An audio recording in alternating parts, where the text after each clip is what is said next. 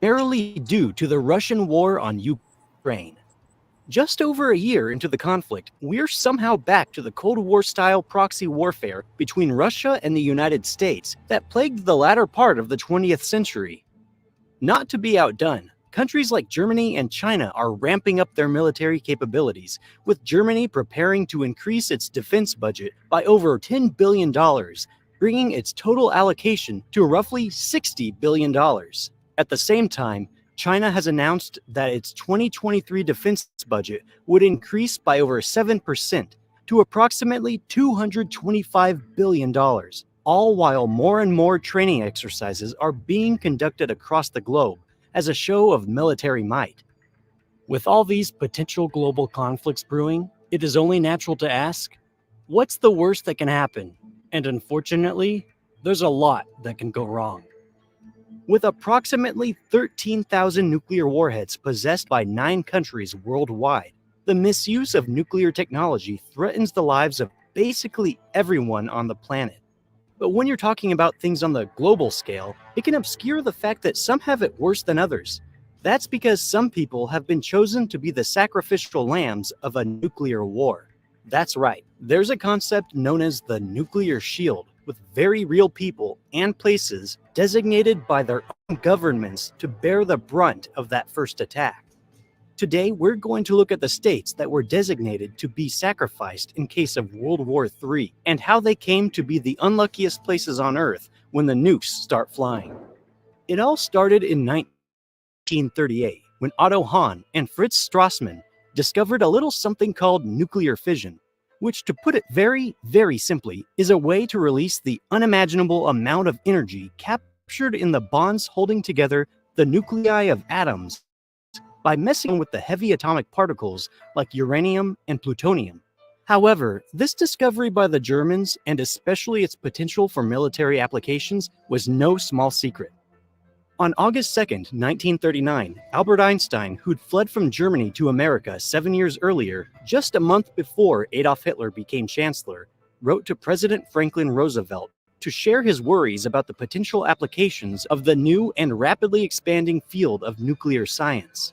He recommended to the president that the government begin developing a weapon of its own in response, and that it should start securing uranium and other required resources, since German nuclear strike capacity could be, according to him, achieved in the immediate future.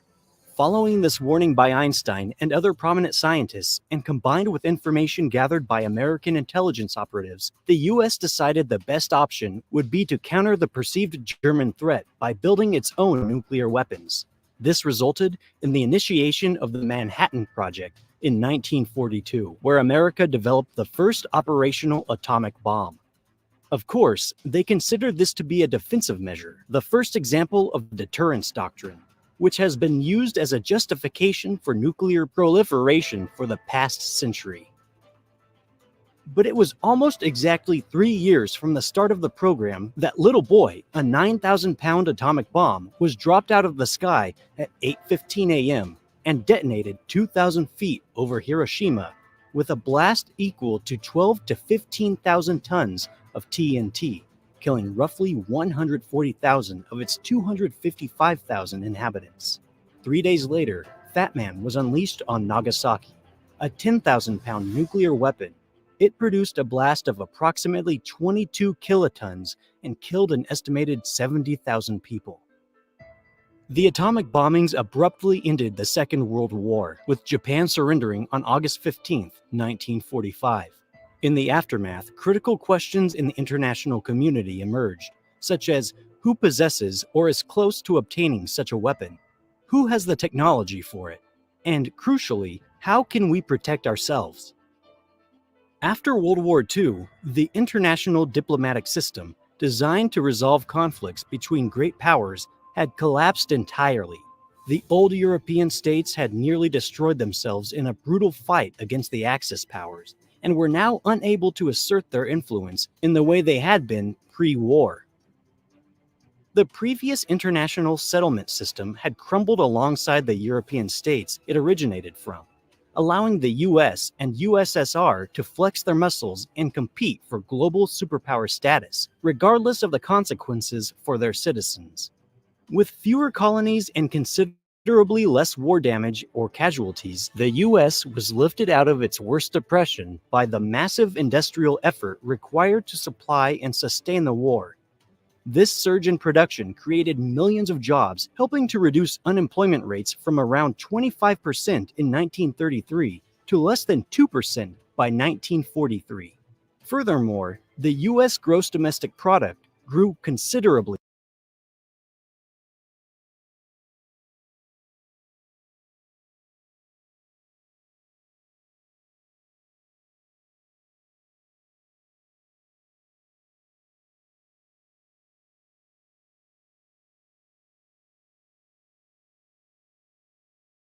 We talking about big bucks, right? We ain't talking about no little bucks. We talking about the big bucks. All right, this is going to be a very important video. Please take notes and listen in. Lady, I'm glad you're in here, sis. Yeah, this is great. So let's get into usury. Usury versus cash and the Christ system, right? This is going to be very important and pertinent for you to get a clear understanding. So let's go.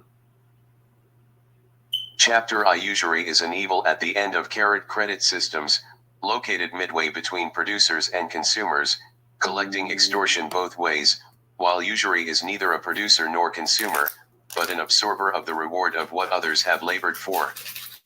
It gathers what others have strewn and reaps what others have sown. It taices from him that has $1 and gives to him that has 10. It forces a promise of money from him that has none, to pay him that has plenty, always being secured by the valuation of property or labor. Money cannot be security for its own payment, on account of its being a legal tender and would of itself destroy the debt, so money never draws interest. It is the obligation that draws usury and not the money. For money only exists by the fiat of staple government, having two essential qualities. One is a government stamp, the other, a legal tender quality, its fixed denomination given it by law as a medium of exchange of the value of labor or property. Whether the price is high or low, money will make the exchange correct, but never measures value or increases in its denomination by the fluctuation of prices of labor or product, and no government will allow any individual or corporation to add to or take from the figures fixed upon government money. And as governments develop their commerce and increase in prosperity and population, more money is required to do a general cash business, but it is claimed, by the representatives of various private credit systems, that America has all the full legal tender money it needs, and that no American has any reason to complain of money being scarce. If T. Formed to handle our commerce? And why does bankers' stock increase in value so much faster than real estate? And why does the American laborer have so small a pittance after paying the prices or expense of their living? And why does the producer and consumer have to pay interest on 28,000,000,000,000 of credit? As is given in the following statement, the combined capital stock of the railway systems is given in the 11th Statistical Report of the United States Commerce Commission for 1,898, and from the summaries in this report the figures below are taken. The amount of railway capital outstanding on June 30th, I8Q8, was $10,818,554,031 of credit. The amount of capital which existed in the form of stocks was $5,388,268,331 of. It says this was common stock, right? What is common stock? Sounds like it's from the Commonwealth. Which $4,269,271,714 was common stock. I'm telling y'all about mineral rights, oil rights. $1,118,996,607 was preferred stock. The amount which existed in the form of funded debt was $5,430,285,710, comprising mortgage bonds. Then from a table carefully prepared, giving a list of 551 principal trusts in this country, which figures are as nearly correct as can be obtained, which makes their total amount $9,551.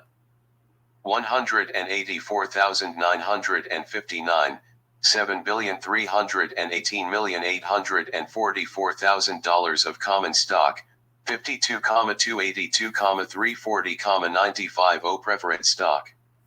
Then the National Bank Trust, according to the report of the Controller of Currency, have loaned $2,496,751,251, $1,063,701,130, being secured by stocks and bonds, $525,940,817, being secured by 2 name paper, the balance of the loan being secured by 1 name paper. The amount loaned by state banks, as near as can be obtained, is $1,810,607,221. The loans of trust companies and building and loan associations and by private individuals on real estate and buildings is $3,419,280,035.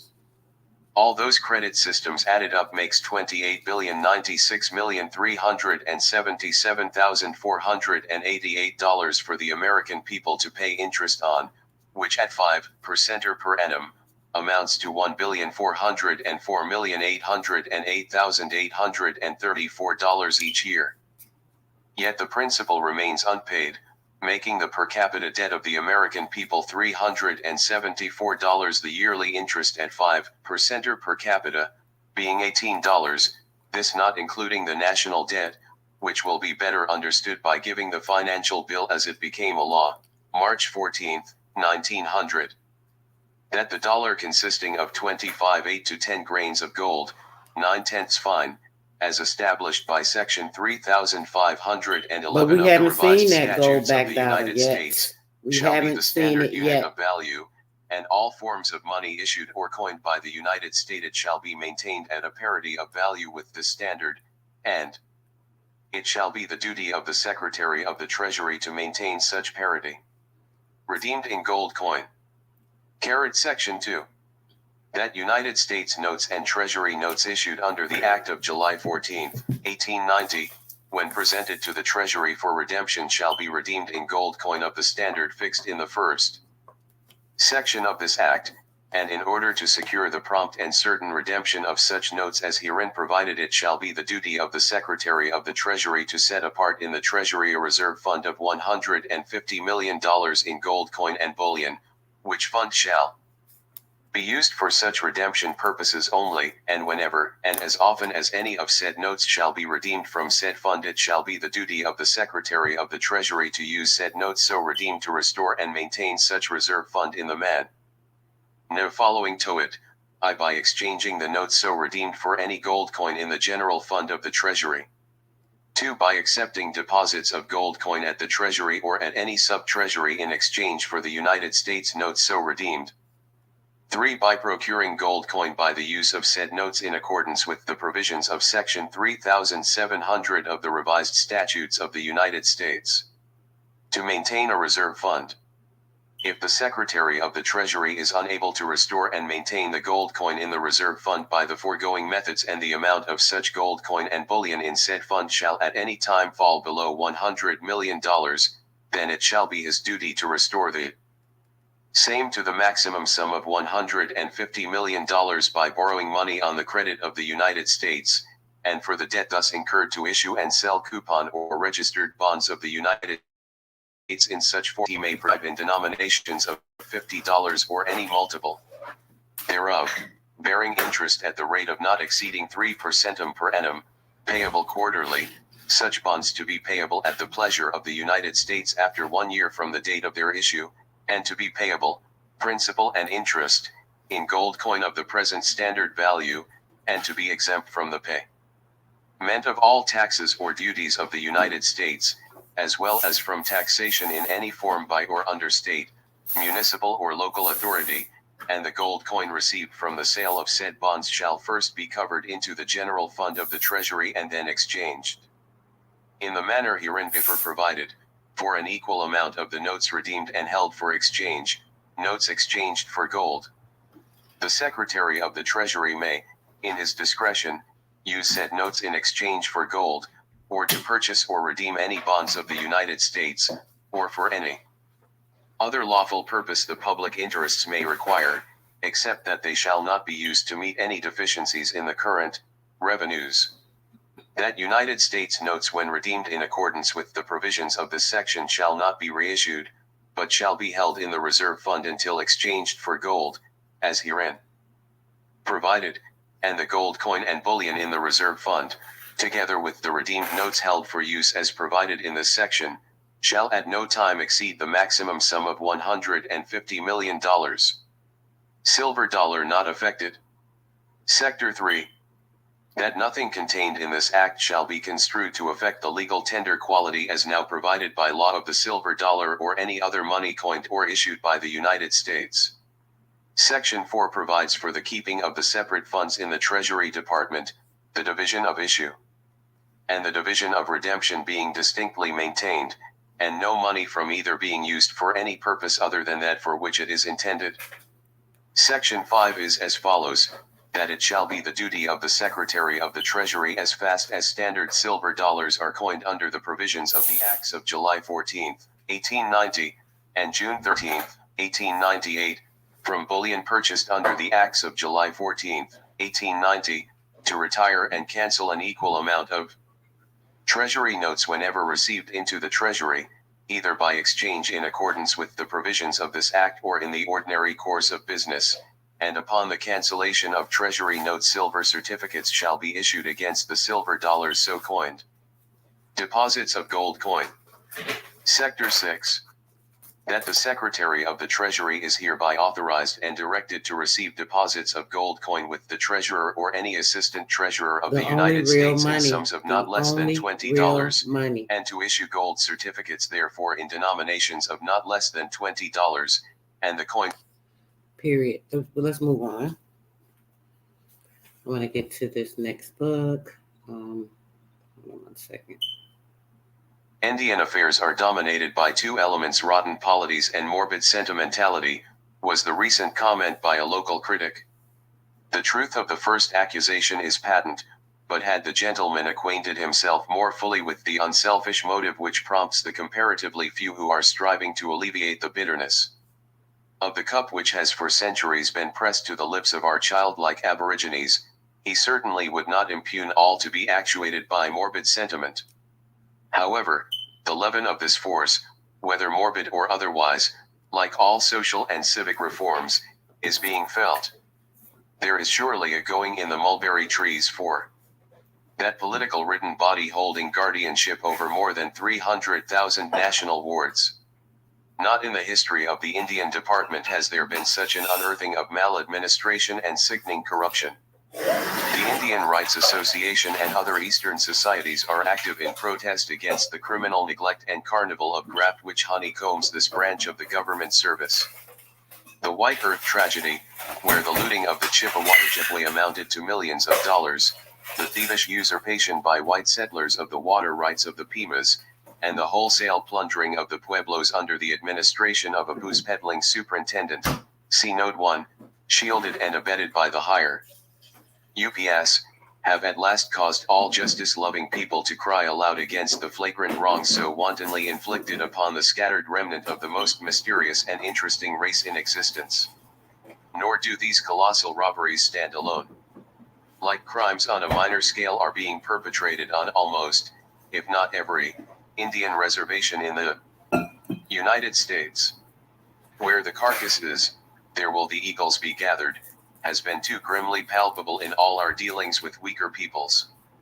The Yakima Indian Reservation, Washington, was created at the Walla Walla Treaty in 1855, for the 14 confederated tribes, and covers approximately 1 million acres of diversified country, including a vast body of fine desert lands susceptible to irrigation, which last has been allotted in severalty to the Indians, numbering 3.046 souls. About 42,000 acres of this is under a good system of IR. Note 1. See The Story of Juan Cruz. By W.M. E. Pussyfoot Johnson, former Chief Special Officer, U.S. Indian Service, Laurel, MD. Irrigation, some private ditches, the canals being paid for by the Indians and by special appropriations by the government. Crops are produced on 10,000 acres additional by sub-irrigation, while perhaps 20,000 acres of the allotted lands have been purchased by the whites. This irrigable region, fertile beyond conception when watered, has long been coveted by the white man. The first attempt at irrigation on this reservation was in 1859, but our story is of later years.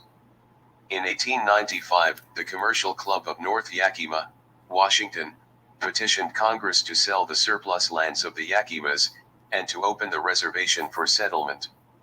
2 years later, commissioners were sent to negotiate with the tribe. It was estimated that 200,000 acres of land would suffice for all allotments, and for the residue the government offered unusually liberal terms, $1,400,000, deferred payments to bear 4% interest. The Yakimas spurned this munificent offer. It is well at this point to state that for years the Indian office sold deceased Indian lands for the advantage of the speculator rather than the actual home seeker. The undivided allotments were offered to is true. the highest sealed cash bidder. Right. Consequently, only those well-equipped could compete. Result: vast and valuable holdings by a few at extremely low valuations. In 1909 I brought these conditions to the notice of the Indian Department and was promised that a change would be made, Liars. that the allotments would be subdivided and sold on terms. Liars. Not until February 1911, was there any change, since which time, at the Indians' request, terms are granted, but no subdivisions. It is well recognized that lands in this valley sell at higher values in small tracts. The fallacy of the all-cash sales is apparent when it is understood that in nearly every case the money is doled out to the beneficiary in meager monthly installments. Thousands of dollars have been lost to the Indians by this criminal stupidity of the department.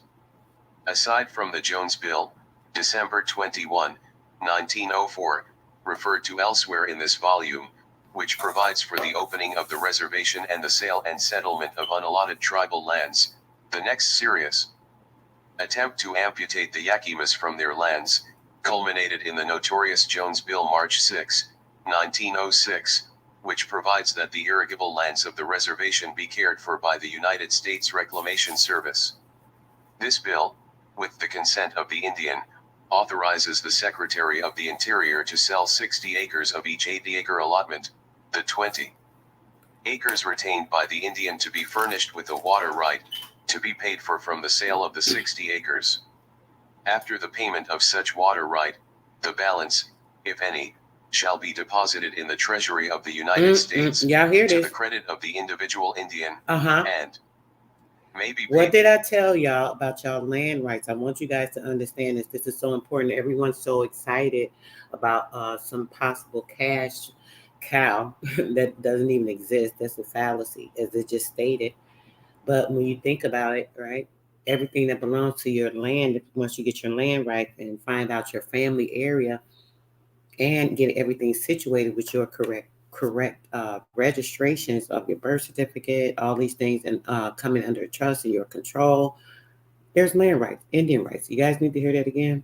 I want you to Acres hear it again. retained, attempt to amputate the Yakimas from their lands, culminated in the notorious Jones Bill March 6, 1906, which provides that the irrigable lands of the reservation be cared for by the United States Reclamation Service. This bill, with the consent of the Indian, authorizes the Secretary of the Interior to sell 60 acres of each 80-acre allotment, the 20 acres retained by the Indian to be furnished with a water right, to be paid for from the sale of the 60 acres. After the payment of such water right, the balance, if any, shall be deposited in the Treasury of the United States, to the credit of the individual Indian, and may be paid to any of them, if, in the opinion of the Secretary of the Interior, such payments will lend to improve the condition and advance the progress of said Indian, but not otherwise. Under this act the Wapato project to water about 120,000 acres, was launched. The estimated cost for a water right for the Indians' 20 acres, including storage, is $30 per acre. It would be jocund, if it were not so tragical, to read the report of the Indian Committee, urging the passage of the Jones Bill, TN this way. Says the report, the lands will be reclaimed and settled and the Indian will have a good and perpetual water right for his remaining 20 acres of land, which is more than he is apt to cultivate and is worth more than 80 acres of unirrigated land. With an absolute assurance that a good water right can be secured, the value of the 60 acres which he can sell will be greatly increased. Purely agricultural lands similar in character to these and in the same neighborhood are now worth from $150 to $800 per acre. Asterisk, asterisk, Big asterisk, difference, they huh? produce alfalfa from 3 to 4 crops a year, hops, 1.25 tons per acre, potatoes and vegetables of all kinds, the finest of apples, peaches, pears, plums, apricots, prunes, and fruits of all kinds other than tropical or semi-tropical. With water, these lands will be just as valuable sub-irrigated meadow. IIF Yakima Indian Reservation, and produce the same kind of well and wet house crops. They lie adjacent to, copyrighted by the author, the Northern Pacific Railway line. Climatic conditions are splendid. The winters are mild, and the summers have warm days, pleasant nights, and almost continual sunshine. The markets of Puget Sound are but That 8 part, hours sis. distant. Exactly. In this section, They the lands still under playing irrigation around, are sis. cut up into small farms of from Playing. 5 That's what to they 40 doing, acres acting. each.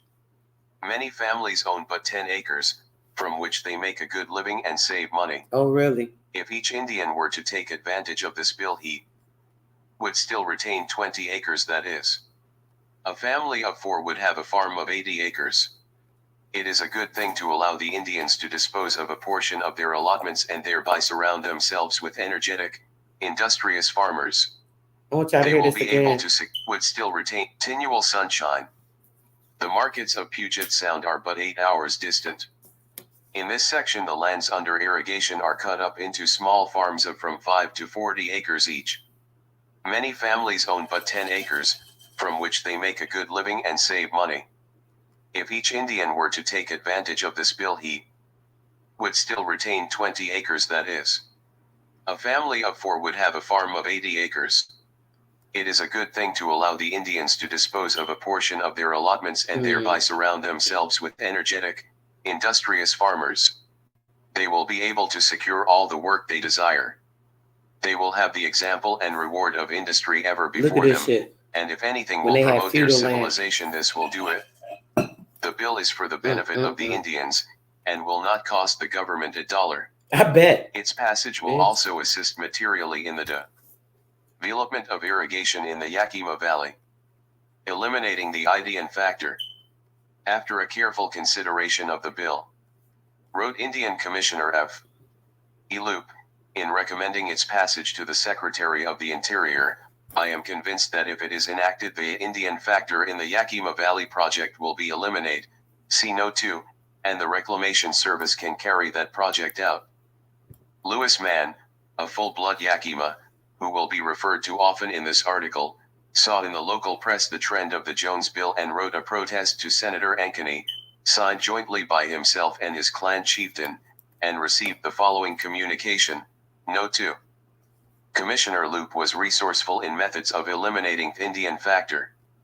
In 1907, upon his recommendation, Bailili and 7 other Navajos were transported from the Navajo Reservation to Huachuca, Arizona, where, without any charge having been filed against them in any court of law, and without the benefit of counsel or procedure by due course of law, they were confined in a military prison for an indefinite period at hard labor.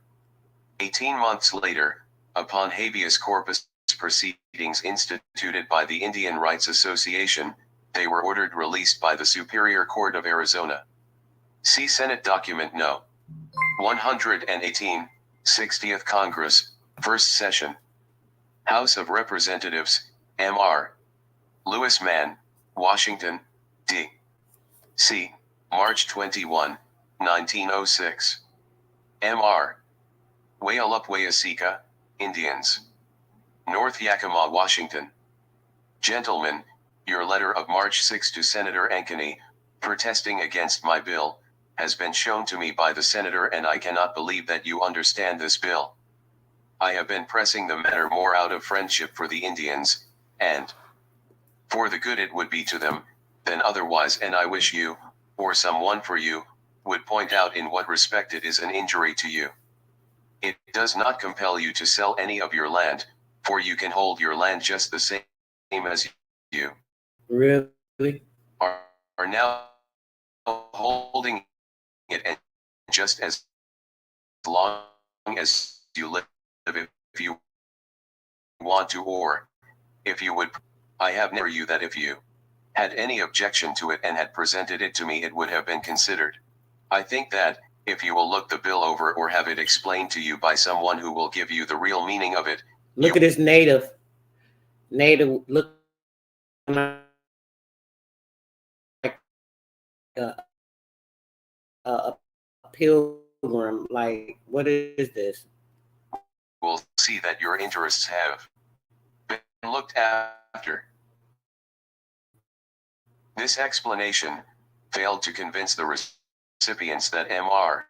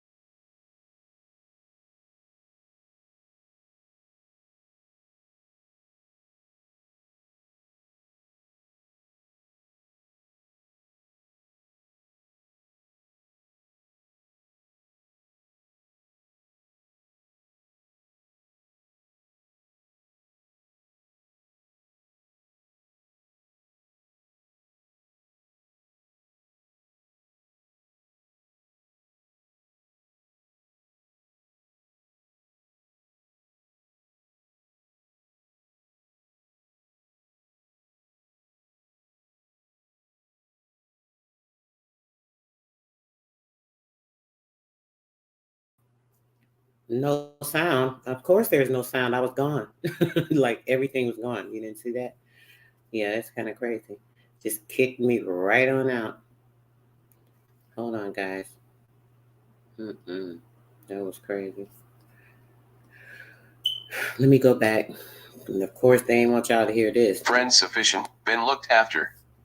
This explanation failed to convince the recipients that Mr. Crazy. Jones had been pressing the matter more out of friendship for the Indians than otherwise. No previous protest had been made, for the very good reason that the tribe knew nothing of this philanthropic move, nor had Whoever they a was the wife, 10th person, did I go back friend far enough? sufficiently interested in their welfare to apprise them of the impending danger. To this day, the primary influence which prompted Mr. Jones to exert himself so munificently in their behalf is an unsolved mystery to the Yakimas. I'm sorry. Chief Saluskan Weowicht, a primitive pagan, said, A pagan. I hear that Jones made speech in A Jesuit. Congress and told, we will make Christians of the Yakimas, they must do heap praying, and 20 acres is all they will have time to work. The true incentive to the Jones bill is found in respectfully yours, W. L. Jones. Chief S. Saluskan Weowicht. 1911. My father was once chief of all this country, and my tribe was strong. Copyrighted by the author. A study of the correspondence of that period on file in the Indian Office. The Reclamation Service wanted a foothold in the Yakima Reservation, but the unsettled condition of the water rights of the Indians was a stumbling block. Stumbling block, Beginning huh? at Union The water Gap, rights. the Yakima River bounds the reservation How on are the the eastern rights? distance. How are the rights of people a stumbling block for those? Only because they want to reconstruct and still take over, this type of thing. Just listen. Of about 40 miles. Notwithstanding that the Treaty of 1855 secures to the Confederated Tribes and bands of Indians the exclusive right of taking fish in all the streams running through or bordering said reservation, This recognition of the priority right of the Yakimas to this stream avails them nothing. The Reclamation Service refers to the Indians' contention for irrigation water as vague claims. In 1891, the Northern Pacific, Pequots, and Yakima Irrigation Company began constructing a dam across the Yakima River some 3 miles below Union Gap for the purpose of diverting water to a canal, irrigating a large tract of land northeast of this stream. Under date of October 8, 1891, Major J. Lynch, then Indian agent for the Yakima Reservation, wired the Indian Commissioner notice of this infringement of the rights of the Yakimas, not only appropriating water which was rightfully theirs, but also seriously interfering with their fishing rights.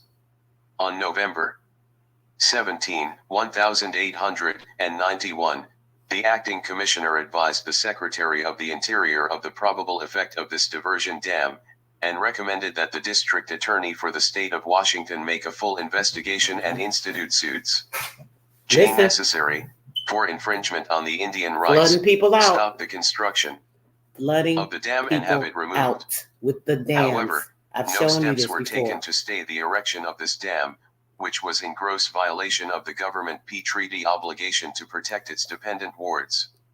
In consequence, this is why I tell you guys the public utility, they're supposed to be paying for it. This is just one of the things. This is one of the reasons. Due to the broken treaty for the water rights and the mineral rights and all of these other things. But right now we're talking about the water rights, right? So with the utilities and the dams, they're explaining to you. We've shown you this. Me and Empress went over this with all the towns that have been flooded out. With the dams that are created. Once they create the dam, they have a copyright. Therefore, now constructing the utilities company, the public utilities, based off of the construction of the land and based off of going over the treaties and breaking them so that they're able to use the land and not observe the mineral rights, the water rights, all of the different rights. Let's go. Entire flow of the Yakima River during the vital irrigating season is diverted to this alien canal, and the Indians are compelled to buy storage water from the Reclamation Service, or lose Major J. Lynch photo during incumbency as Yakima Indian agent heavily on their crops. This piracy has greatly retarded the development of their lands, leaving thousands of acres in sagebrush that are accessible to the canals already constructed, killing the Winthrop. A short distance below this dam was a stream of some magnitude, known as the Winthrop, running from the Yakima River across the reservation valley to Toppenish Creek on the south. Several Indians and a few white renters had built laterals along this stream, conducting water to a considerable body of land. Except at the time of the spring floods, this branch of the Yakima River has been dry since the construction of the dam, entailing loss and misery to the allottees with no hope of redress. A few years prior, when the Northern Pacific Railroad was built across the reservation, this stream, or creek, was bridged, permitting the unobstructed flow of the water. Now, as I told you guys, did you just hear what they said? The railroad, right, and the construction going across more allotted land that was impeded upon. And didn't I tell you now? Remember, we just showed you the water rights. These are the water rights that are due to the true Indians, not the natives, but the true Indians. These are when you heard them talking about, the pipelines, this, and that, they're making those big deals about the pipelines a couple of years ago. That was not theirs. They didn't have any right to that. You guys are just here based off of the agent behavior. You're members of the United States organization. So when they were trying to push those rights, trying to assume the role of the American Indian, we weren't standing there because we didn't understand or know better. We didn't know that, hold on, these are our rights. These people are actors and taking over, what's going on with us. We know that, but not understanding the depth of it.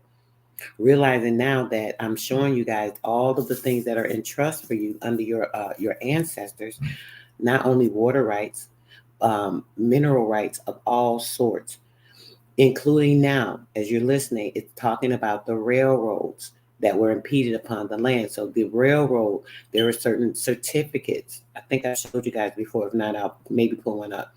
But the railroad certificates and bonds go back to the mineral rights for the families. And these are the things they've also taken over and put into the treasury. As we just read in the Usury book before this one, I showed you guys all of the billions of dollars that they used to do this. I don't know if y'all seeing this, but I'm going to just go along. Subsequently, to obviate the expense of maintaining this bridge, the railroad company proceeded to fill the channel with earth. Mr. Lynch protested on the ground that it was a natural stream from which water had been appropriated by the Indians for irrigation purposes. The railroad company desisted and the bridge is still there. In 1894, the Northern Pacific, Pequots, and Yakima Irrigation Company went into the hands of a receiver and was reorganized as the Washington Irrigation Company, You hear this? since which time its canal has been known as the Sunnyside Canal. In 1897, the intake of the two main reservation canals provided for 314 cubic feet per second. Their combined length, 15.47 miles, with 13.66 miles of laterals, covered 30,000 acres. Winthrop provided for 200 cubic feet per second, making a total of 514 second feet. Report of Commissioner of Indian Affairs, 1897, L. T. Irwin, Agent. With additional laterals from these various sources, fully 50,000 acres of the very best soil can be irrigated. On February 19, 1903, in addition to the riparian rights of the Yakimas, Mr. Lynch, under the state laws, filed on 1,000 cubic feet per second flow of water at Union Gap for the use of the reservation lands. In 1904, a move was on foot to transfer the Sunnyside Canal to the United States under the Reclamation Service. On May 4, 1905, this bureau withdrew the unappropriated waters of the Yakima River under the State Water Appropriation Law of March 5, 1905. In August 1905, the reclamation engineers made an estimate of the low water flow in the Yakima River at Union Gap, showing a minimum of 793 cubic feet per second. The flow in the Sunnyside Canal and the reservation canals, including Winthrop, were also measured. The result is here given: amount diverted August 1904, August 1905. Sunnyside Canal 605 cu. Foot per second 624 cu. Foot per second. Reservation canals 226 cu. Foot per second 269 cu. Foot per second. This table is from the 4th Annual Report of the Reclamation Service, 1904-5. Below are given figures by the same bureau in its 5th Annual Report, 1906, average diversion flow latter part of August, 1905. August, 1905. Sunnyside Canal 626 cu. Foot per second 650 cu. Foot per second. Reservation canals 269 cu. Reservation, reserve canals. 147 cu. Foot per second. Perpetrating the theatrics of reservation. Covering the same period. For a new column natives. Figures appears wherein the Sunnyside Canal gained 21 second feet of water while the reservation canals lost 122 second feet. By what process of legerdemain this result was evolved, we leave for the Reclamation Service experts in mathematical jugglery to explain. It is noted that the flow in the reservation canals is reported as a unit, but were they compared with Agent Irwin's report in 1897, they were not, and the figures of the Reclamation Service are false. In any event, as previously shown, the Winthrop was dry from the diversion by the Sunnyside Canal at the time of this measurement, nor are some private ditches included. In the report for 1904, for the evident purpose of detracting attention from the purloining of its waters, this stream is called Gilbert's Canal. Mr. H.M. Gilbert, a prominent commission merchant and reservation real estate broker, had leased and irrigated lands from this slough, and, as will hereafter be seen, was conspicuous in fighting for the Reclamation Service in the reservation. M.R. Lynch, under date of February 3, 1906, called the attention of the Indian Office to this grossly fallacious modern name, showing that the stream is a natural one, and that the Indians were suffering because of the misappropriation of its water by the Washington Irrigation Company. He warned the office that unless the natural flow was restored, litigation was likely to follow. No attempt has ever been made to have the stolen water returned to this per white man Gilbert's Canal. In 1905, in accordance with an agreement or silent acquiescence of the Indian Department, the Secretary of the Interior adjudicated the water rights of the Indians and the Washington Irrigation Company on the basic figures of the magic column appearing in the report of the Reclamation Service, 1906, previously cited. He tacitly gave to the irrigation company 650 cubic feet, which is sufficient to irrigate approximately 60,000 acres, and generously conceded the 147 cubic feet to the Indians, which will irrigate not to exceed 12,000 acres. This ruling seems all the more criminal when we realize that the Sunnyside Canal at that time covered only 60,000 acres, since increased to 100,000 acres, which is all the land available, while the Wapato project embraces 120,000 acres. On the Ottenham, a boundary stream tributary to the Yakima, the Indians were permitted to retain only a fourth of the low water flow, leaving the old Indian ditches constructed some 30 years previously, entirely dry. Complaint to the department avails them nothing.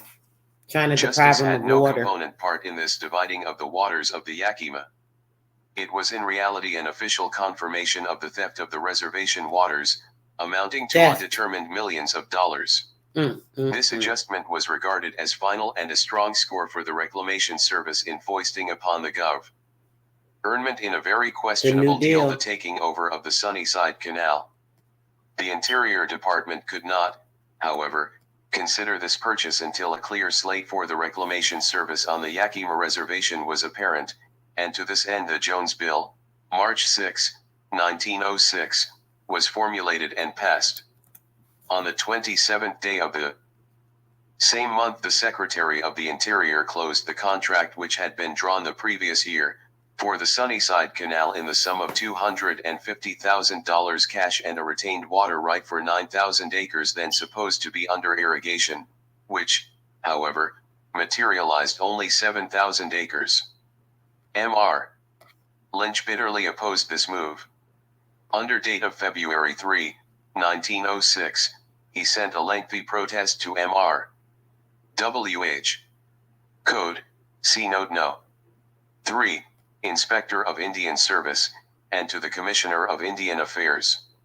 He said in part, the Yakima River is a boundary stream and the treaty gives certain exclusive rights to the stream to the Indians, and must necessarily give the United States exclusive jurisdiction and control of the waters of this stream. The Washington Irrigation Co., the largest user of water on the river, has constructed a dam across the Yakima River upon Indian lands, and have appropriated a large amount of water under the state law, without any act of Congress granting them this right or privilege, when in fact the state had disclaimed any jurisdiction over it, see Note 4, and it was and is impossible for this company to secure any right or title without an act of Congress, and they now propose to sell to the U.S. their plant and water rights.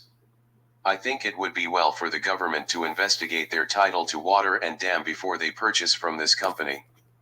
Asterisk, as stated in my former letter, They had no I do rights not to think the it. Jones Bill as now pending makes a clear slate, nor attempts to say what water rights the Indians have, or how much storage they will require, which is all a matter of guess, and if not determined now, it will have to be settled sometime, probably by the courts.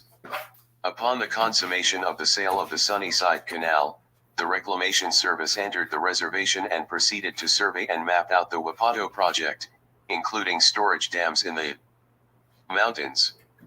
This work was completed in 2 years at a cost of about $36,000, and early in 1908 M.R. Lynch was importuned by the Indian Department and local promoters as to the probable outcome of securing the Indians' signatures to contracts for water rights. He was urged to do all in his power to ensure success. Mr.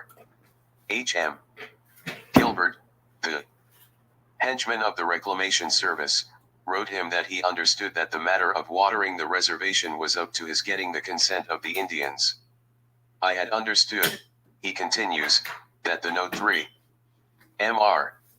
Code, then acting chief engineer of the Indian Service, disclaims any Part 3 the adjudication of the reservation boundary waters.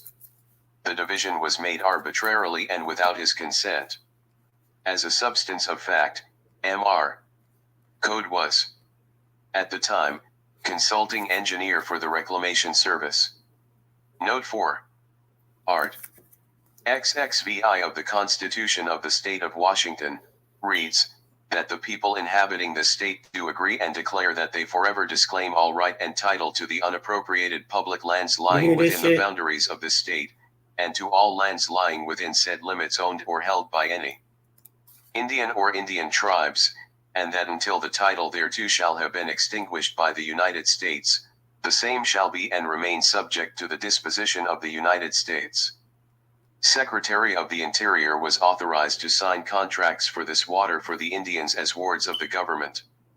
He criticized Mr. As wards Lynch of the government, right? What do I keep telling you guys about these wards? I told you guys they are wards of the government. These people are indigenous to the United States Corporation. They are not indigenous to our land. Like they never have been, they never will be, no matter how much their ancestors have come here and no matter how much their ancestors have supposedly been under contracts and signed treaties and all of these things. This is why none of these treaties are valid. This is why, there's proof that these agencies and these people coming up are not able to have the rights of say on these things. This is why the government always wins, because they're not the correct people that are fighting them. It's us. We're supposed to be fighting them. Let's go. People crazy. Crazy. for the delay. Mr. Lynch had vainly tried to ascertain the probable cost of the Wapato project, but true to the gumshoe policy of the Reclamation Service, this information was withheld. Lies. In a letter dated June 8, Thieves. 1908, Rogues. to the Indian Commissioner, Mr. Lynch says, I believe that your office as well as this office has always contended and believed that the reservation is justly entitled to a good portion of the natural flow of the Yakima River, it being a boundary stream of the reservation, and if we have such a right, now is the time to contend for it, and it seems unjust to the Indians that the proceeds of the sale of their land should be expended in the construction of reservoirs to furnish water. It is my opinion that if they are entitled to even one half of the flow of the Yakima River, they would not need any storage water or have any use for reservoirs and dams. Again, under date of June 11, 1908, he wrote the commissioner, it may be useless to contend for any more of the flow of the Yakima River than the Reclamation Service feel disposed to allow the reservation, but the division which they seem to think is settled upon certainly seems to me to be unfair and unjust, and I am at a loss to understand upon what basis any such division could be based, and if we have to accept it. It means that the reservation lands must bear nearly all of the cost of the construction of dams for storage, which will probably be somewhere between $1 million and $2 million. Just how much, no. I love you, sis. One at this time seems to know. I doubt very much whether the natural flow of the Yakima River can be legally taken from the reservation and these Indians deprived of their treaty rights without an act of Congress, and perhaps even an act of Congress could not deprive the owners of land of rights they were legally possessed of. The real owners, the true owners. My intention to argue this matter, but the Reclamation Service will find that they are going to have a great deal of trouble in securing contracts for the Wapato project on the basis of the division as stated in the enclosed letter. The Jones Bill, a gold brick. A gold brick. Under date of June 20, 1908, he continues. I have always understood from Mr. Code that the matter of the division of the water of the Yakima River was not entirely settled upon and that he had never recommended or agreed to a division as claimed by the Reclamation Service. And to tell the truth, I have always felt that the delegation in Congress from this state and the Reclamation Service in recommending the buying of the Sunnyside Canal recommended that the government purchase something, especially in the way of the Sunnyside water right and dam, that they already owned or held in trust for the all these Indians. theatrics. All The these Secretary had stated theatrics. prior to the approval of this purchase that they must show a clear slate as to the water rights and especially as to the Yakima Indian Reservation, and the bill known as the Jones Bill, placing the reservation lands under the Reclamation Project, was largely in the Setting nature up of of a their gold brick thievery. passed up to All the of this. Secretary to make him think there You guys was. understanding that? Just to clarify, because I want to get to the next document. I'm not going to be in here too long today. But do you guys understand this? This is showing you the theatrics. It's like let's look at the stage play. I'm considering this the stage play. All the theatrics and all the records of setting up. And yes, these are the people, and we're doing this, but see, these are their agents. These are their actors and actresses that they have to play roles in their theatrics of all of these things that we're reading right now. These are just, plots and plans set up in a constructed system so that now you're thinking, oh, these poor natives, they've just done them so wrong, but it's not the natives. They just were sitting in a place. Remember, they're the sit-ins. They're the sit-ins in the place of the American Indians. They are the citizens, the government citizens that they keep trying to make you a citizen. Just like they tell you, hey, this Snyder thing they've been pushing since 1921 when they revised it because so many people were saying, hey, wait a minute, y'all taking all our shit. They were doing the same thing like we doing now, protesting this nonsense. Y'all done took over our lands, y'all burning our people out, y'all flooding our people out. So there's a lot going on there. So they created this Snyder plan to appease the nations then. Oh yeah, we flooded you out, we burned your ancestors out, took over your land, took over everything you guys have. But here, let's go ahead and put you guys on these reservations. Let's go ahead and give you certain rights and indentures under the wardship of the state, creating the New Deal, right? And taking the gold and converting all of their gold into a fiat system of fake laundering, money laundering. Literally, like, it can't get no clearer. But let's go. I don't want to keep talking. Clear slate, and as soon as the Sunnyside property was purchased, it was generally admitted by the Reclamation Service, as well as others, that this bill could not be put into effect or operation without some amendments, and the amendments that the Reclamation Service want and are trying to get is that the Secretary authorized to dispose of 60 acres of their land in accordance with the Jones Bill without the consent of the Indians. At least their attorney so informed me that they were trying to get such an act passed by Congress. I'm sorry, I'm talking. There was a Let me go slate, back for y'all. and as soon as the Sunnyside property was purchased, it was generally admitted by the Reclamation Service, as well as others, that this bill could not be put into effect or operation without some amendments, and the amendments that the Reclamation Service want and are trying to get is that the Secretary authorized to dispose of 60 acres of their land in accordance with the Jones Bill without the consent of the Indians. At least their attorney so informed me that they were trying to get such an act passed by Congress. There was a law passed, see Note 5, opening the reservation, and the Indians were not consulted nor heir. Note 5. Act of December 21, 1904. Bill introduced by Congressman W. L. Jones. See Note 7. This volume. Act of December 21, 1904. Bill introduced by Congressman /Y. I. Jones. See Note 7, this volume. Consent given, and they naturally feel pretty sore about this matter, and on account of the feeling existing on this account, it makes it pretty hard to talk with them about getting their consent on any question. This irrigation matter is not a question for council, but the individual Indians have to be dealt with, and they as a rule are so ignorant about such matters, and many of them can't even talk the English language, that it is not going to be an easy task to get their consent, and if a success is made of the matter, it must be done by some person who has had some experience in dealing with Indians and who can give the matter his whole time and attention. It was evident that Mr. Lynch was not in harmony with this gigantic steal, and upon refusing to be transferred, or to resign, he was, on January 1, 1909, suspended from office, and Mr. S.A. M. Young installed in his Damn it. place. This gentleman was then in perfect accord with the coalition of the Reclamation Service and the Indian Department, and the following spring was marked by general activity along the entire line. The final coup of securing the Indians' consent to the selling of his 60 acres was at hand.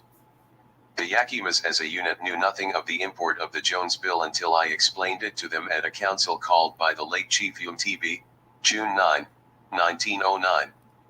In this council a petition to the Indian Commissioner for a redress of various grievances was formulated, from which the following is copied. Complaint 6. Regarding the disposal of 60 acres of the allotted 80, the Indians think that they should be permitted to retain at least one half They of their think 80 they should be acres, permitted. and hope for an amendment to the act in question, to that effect. They should realize be that permitted. Listen, these are key words, right? They think they should be permitted. So they're asking them for permission to have permits to these lands on these reservations, right? They're seeking permission from the government because why? They're their orchestrated tribe, right?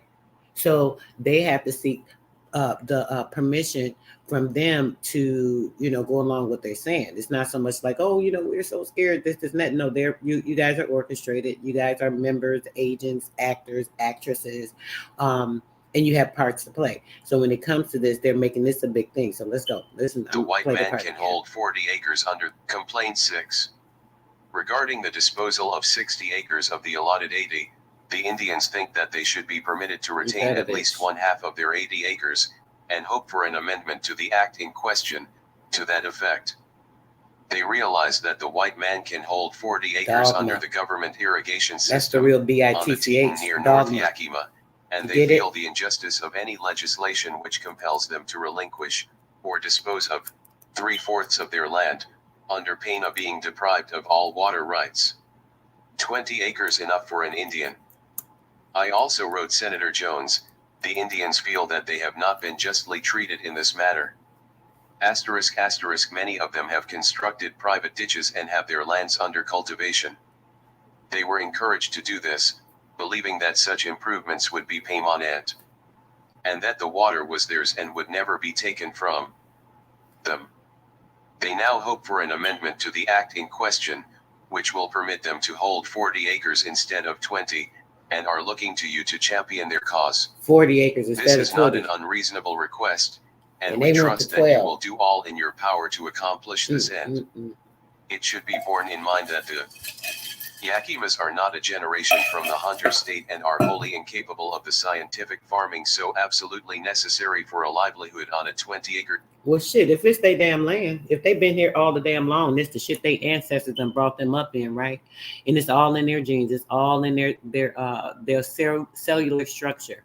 Everything that is composed upon this land. Why would they have a problem? Why would they have an issue? It says the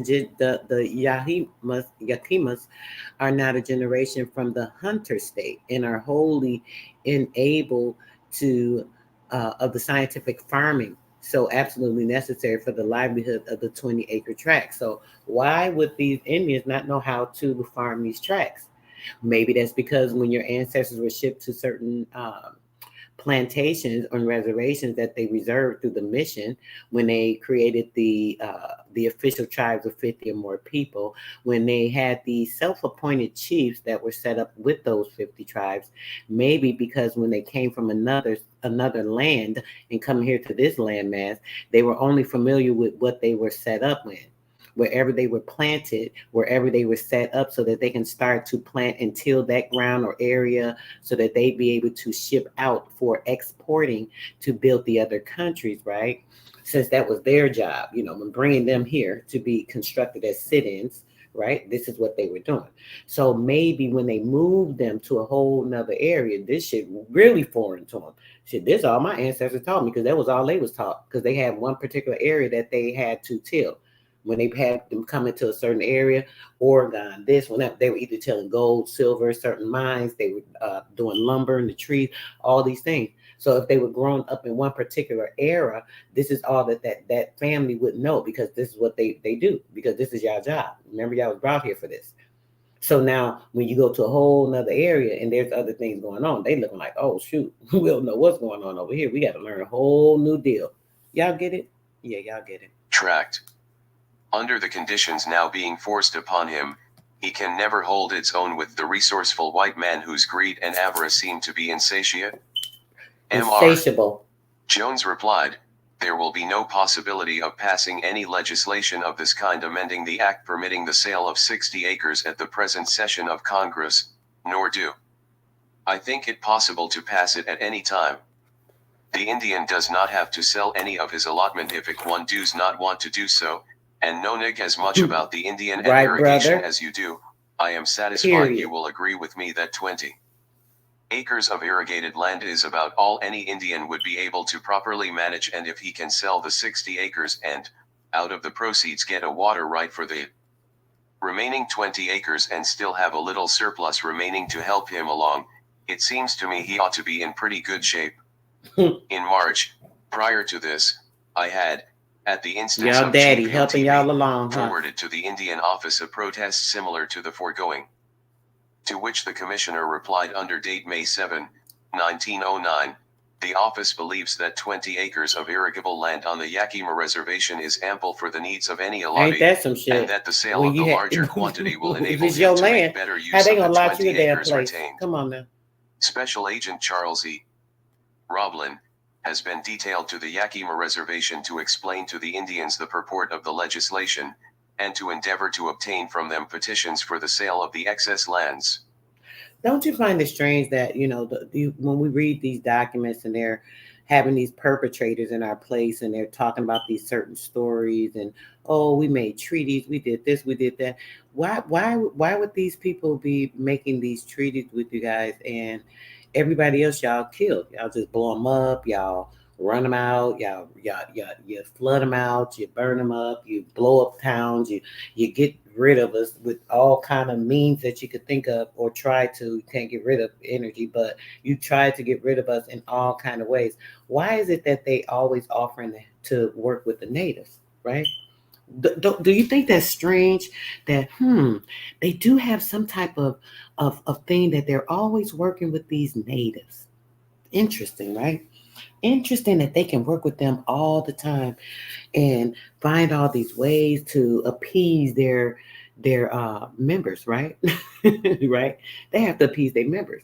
Of course, they're gonna. Oh, we're gonna do this. Oh, these rights for these people. They're always trying to say they're appeasing the natives, but the true American Indians, there's no appeasement for, right? We're demised. We're dogged out. We're trying to, they're trying to displace us, put you on a whole nother damn landmass. They're telling you that you're from one place, you're somewhere else. They have you thinking that you're in one area and you're somewhere else, not knowing that north is south, south is north, east is west. The Midwest is right there in Chicago, right where I'm from, my hometown. I know. The Great Lakes. You hear? Let me show y'all a couple of things real quick. We're going to finish reading this, but I want y'all to see exactly what I'm talking about, just in case some of you have forgotten. I know some people may be a little bit new, but I'm going to show you guys just so you can have a little bit of clarification. I hope I have enough of these pictures in this album so I don't have to take too much time. I definitely want to get back to the read, but this is what they did to your map. They turned around. This is your true map, right? Right, brother. This is your true map right here. You see it? But see, they'll tell you something different because they don't want you to know that we are the Middle East. This is the Middle East. You know how they talk about the Middle? Oh, Israeli, the Arabians. Oh, they're having a war over there with Islam. Stop the madness. We in the true Middle East. This is the Middle East, right? This. Do y'all know that? Do y'all know this is the middle? Let me show y'all. I hope this is the right album. I don't even know. Hold on, guys. I got to see if y'all understand where I'm coming from. Y'all got to see this. Let me show you. Hold on. I hope these pics are in here. I might have to go way back, but I gotta show you. Just like Canada, another instance. Canada, look at this gold mine. This is a gold mine. A gold mine with ancient waters. A gold mine with ancient waters. How would there be ancient waters in Canada? This is in Canada, which you know was old England. You know, they tell you that it's Canada. It was once before Grenada. You know, before that it was always old England, like literally. So now when we're thinking about this gold mine with these ancient waters, it being in the Seneca County area, it being the old England. Interesting, right? I don't want to get on that, but let's go. I just want to remind you guys. Hold on. Let me show you. This is us. This is the true areas that like the whole landmass, like all our shit, like the Garden of Eden, Maru, the whole true garden. This is the garden. Don't y'all see how beautiful it is? Like this is like, let me go make it a little smaller so you can see everything. See it all. This is like this is the little area of these people, you know, these mongoloids, you know, over off and to the side. But this is the true center Eden right here. Damn, these people get on my nerves. Hold on, let me see. I just want y'all to see Cairo real quick. I hope I can find it real quick. I want to get to. Oh, there we go. See? Thank you, ancestors. Y'all gonna make sure I get to just what I need to see. Do you guys see this? This is Cairo, Illinois, guys. Cairo, Illinois. The true Middle East. Look. These are pics that they took from the World Fair when people were coming in to say, hey, come on and let's try and export. You know, they had been over like 150 years at this time. Keeping in mind, this is the late 1800s, 1863. Some of these pictures they have fairs all the time. People all the time, oh, the World Fair, they did this and that. I've even talked about the World Fairs, but keeping in mind, there were plenty of World Fairs. It wasn't just the 1900s. They had them in the 1800s too. Actually, I believe this particular picture, which is why I probably thought that was in 1863, a World Fair they had in 1863. Because see, once they started implying these people to the lands and having them to get everything and take everything out and furbish these other so-called, what I told y'all about continents, right? So when they start to refurbish these continents to build them up, these people would come over, hey, come to this expo. See, the World Fair were expos, because they wanted people to solicit and, hey, we want immigrants to come here. You guys want to come here? Look at this earth. Look at the world over here versus where you're at. So this is the place to be. So y'all want to come here. So they would do these expos, because remember, once they get the people to come here, that's a citizen, another person they could replace and put on your name, your land, your royalties. Then they could siphon from them, because now they have them orchestrated in their system of control. Like, come on, guys, we know what's going on. But yeah, let's look some more. Let's see. Okay, yeah, let's go back. Let's go here. This is Cairo. Let's look at Cairo, Illinois. The true Middle East. You see? Y'all see? This is right in Illinois. Look, this is Illinois. These aren't buildings that they built up in a month for a fake ass fair. Look, these are the real camels. Like, I mean, do y'all see this? This is all Cairo, Illinois. I just want to see, I'm going to show y'all a few more. We're going to get right back to the book. But when y'all see it, I just want y'all to understand what you're looking at here, right? This is Cairo, Illinois. Well, we ain't getting to them people, but yeah. Let's stop sharing this. And now we can get back to our book, right? What do you guys think of that? What do y'all think about the true... I've shown y'all. Do y'all want to see the true and which book was I on? Okay, this one, because we're going to this one next. Do you guys also want to see the true Egyptians again that were over here as well? Because remember that's the Grand Canyon. Wait. We'll do that after this before we get to the next book. I want to show you guys a few more things. Let's see. Remaining 20 acres and still have a little surplus remaining to help him along. It seems to me he ought to be in pretty good shape. In March, prior to this, I had, at the instance of Chief Umtb, forwarded to the Indian Office a protest similar to the foregoing. To which the Commissioner replied under date May 7, 1909, the office believes that 20 acres of irrigable land on the Yakima Reservation is ample for the needs of any allotee, and that the sale of the larger quantity will enable him to make better use of the 20 acres retained. Special Agent Charles E. Roblin has been detailed to the Yakima Reservation to explain to the Indians the purport of the legislation, and to endeavor to obtain from them petitions for the sale of the excess lands. Mr. Roblin has the confidence of the Yakima Indians and is the person best fitted to deal with them in this matter. Mr.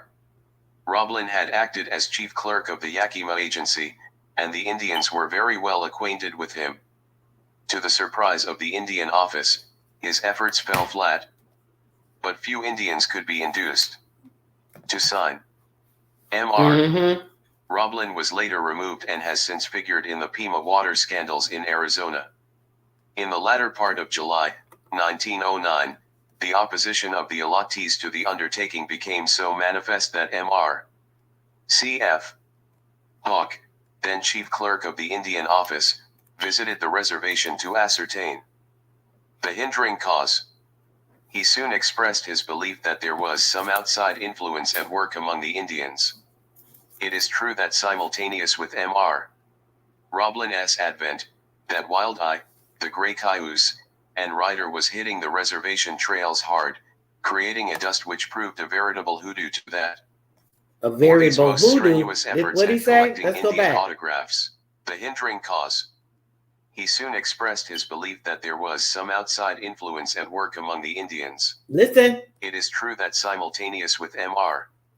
Roblin's advent, that Wild-Eye, the gray cayuse, and rider was hitting the reservation trails hard, creating a dust which proved a veritable hoodoo to that.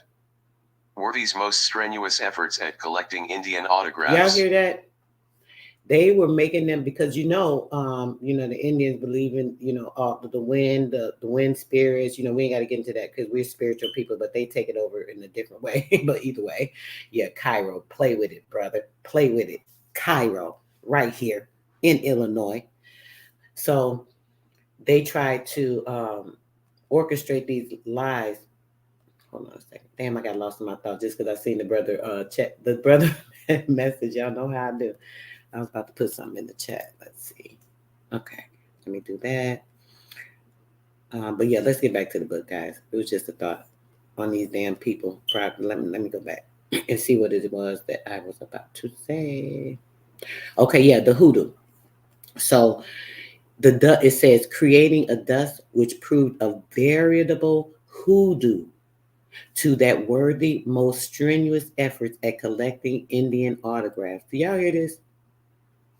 This shit crazy. Okay, let's go. Yakima Indian Hunters. 1912 breaking camp on the desert. Crazy ass people. Wild-Eye, the gray cayuse. Copyrighted by the author.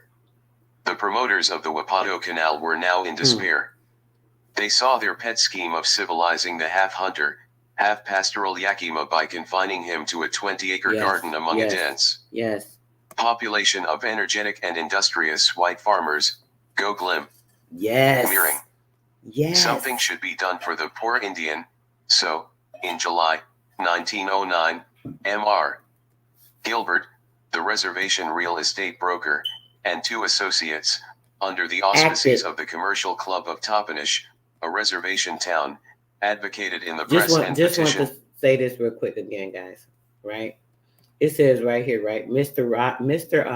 Roblin had acted. See, acted as chief clerk of the agency. He acted. So didn't I tell y'all this? These people are actors, all of them. They're saying this about him. That's a key. That's a hint for you. There it goes. The ancestors will reveal. I just was speaking to you guys and saying that to you guys, how they're actors. I didn't even read this part. I mean, I've read this before, but I didn't read this part right now. I don't remember everything I read in books. There's so many damn books. I got like 8,000 books in my library. I done been through not the whole books, but some of about 2,000 books over the last year and added to my library. I'll be saying I got over 5,000 books in my library, 6,000 books at the time, I think. I got like almost 8,000 now, like literally. And obviously I don't read the entire book, but I'll go to certain sections. I'll look up what I'm looking for. I'll read that. I'll go to a certain chapter, get an understanding, go back if I need to. So yeah, I do a whole bunch of reading, guys. That's why I'm like, let me just do this computer stuff with y'all. I get tired. But it says right here, right? He was enacting He was acting. They had these people acting. These were the agents. Remember, I've showed you the agents. Remember, the king had disqualified agents. He took them out the board. Do you guys remember that time? Somebody put a 1 in the chat. Only if you remember what I'm speaking of right now. Do you guys remember when we were reading the king's records and he was saying how he took the people? He's like, yo, I find these people, even the surveyors. He took surveyors and had to replace them and had to punish the ones because he found that they was agents working for the United States. Put a 1 in the chat if you remember that. Come on, y'all, stop playing. Let's go. The Secretary of the Interior, that it would be better to follow the advice of former Commissioner Loop and give such Indians as did not want to take advantage of the Jones Bill patents in fee simple and treat the allotted Indians as they really are, American citizens. They really are. They really fucking are. Listen. I don't want to rewind this part again because I keep stopping and talking, but listen to this again. It says that it would be better to follow the advice of former Commissioner Loop and give such Indians,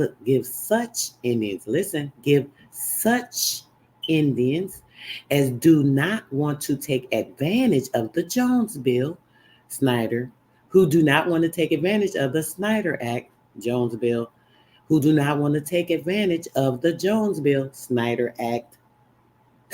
Y'all know I got to say this shit 3 times so it's sticking in your head. Do not want to take advantage of the Jones Bill / Snyder Act, right? Okay. Taking advantage of the patents, right? In fee simple, right? And treat the allotted, you're allotted Indian. You're allotted to be an Indian, $5 Indians. You're allotted to be an Indian, $5 Indians come in, your ancestors can come in and take over the land, take over their house, move into their shit. Remember, the allotted Indians. You are allotted an Indian. You're allotted. They just said it over there a minute ago. The allotted Indians as they really are. Listen, as they really are. The allotted Indians as they really are American citizens. Do you hear this?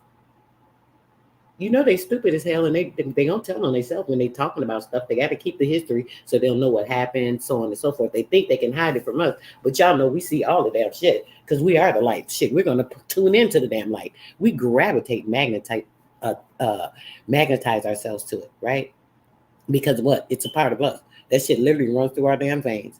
The plasma light energy that's inside of us, that's a part of this whole earth, soil, and ether that controls this shit, whether you know it or not. You control it.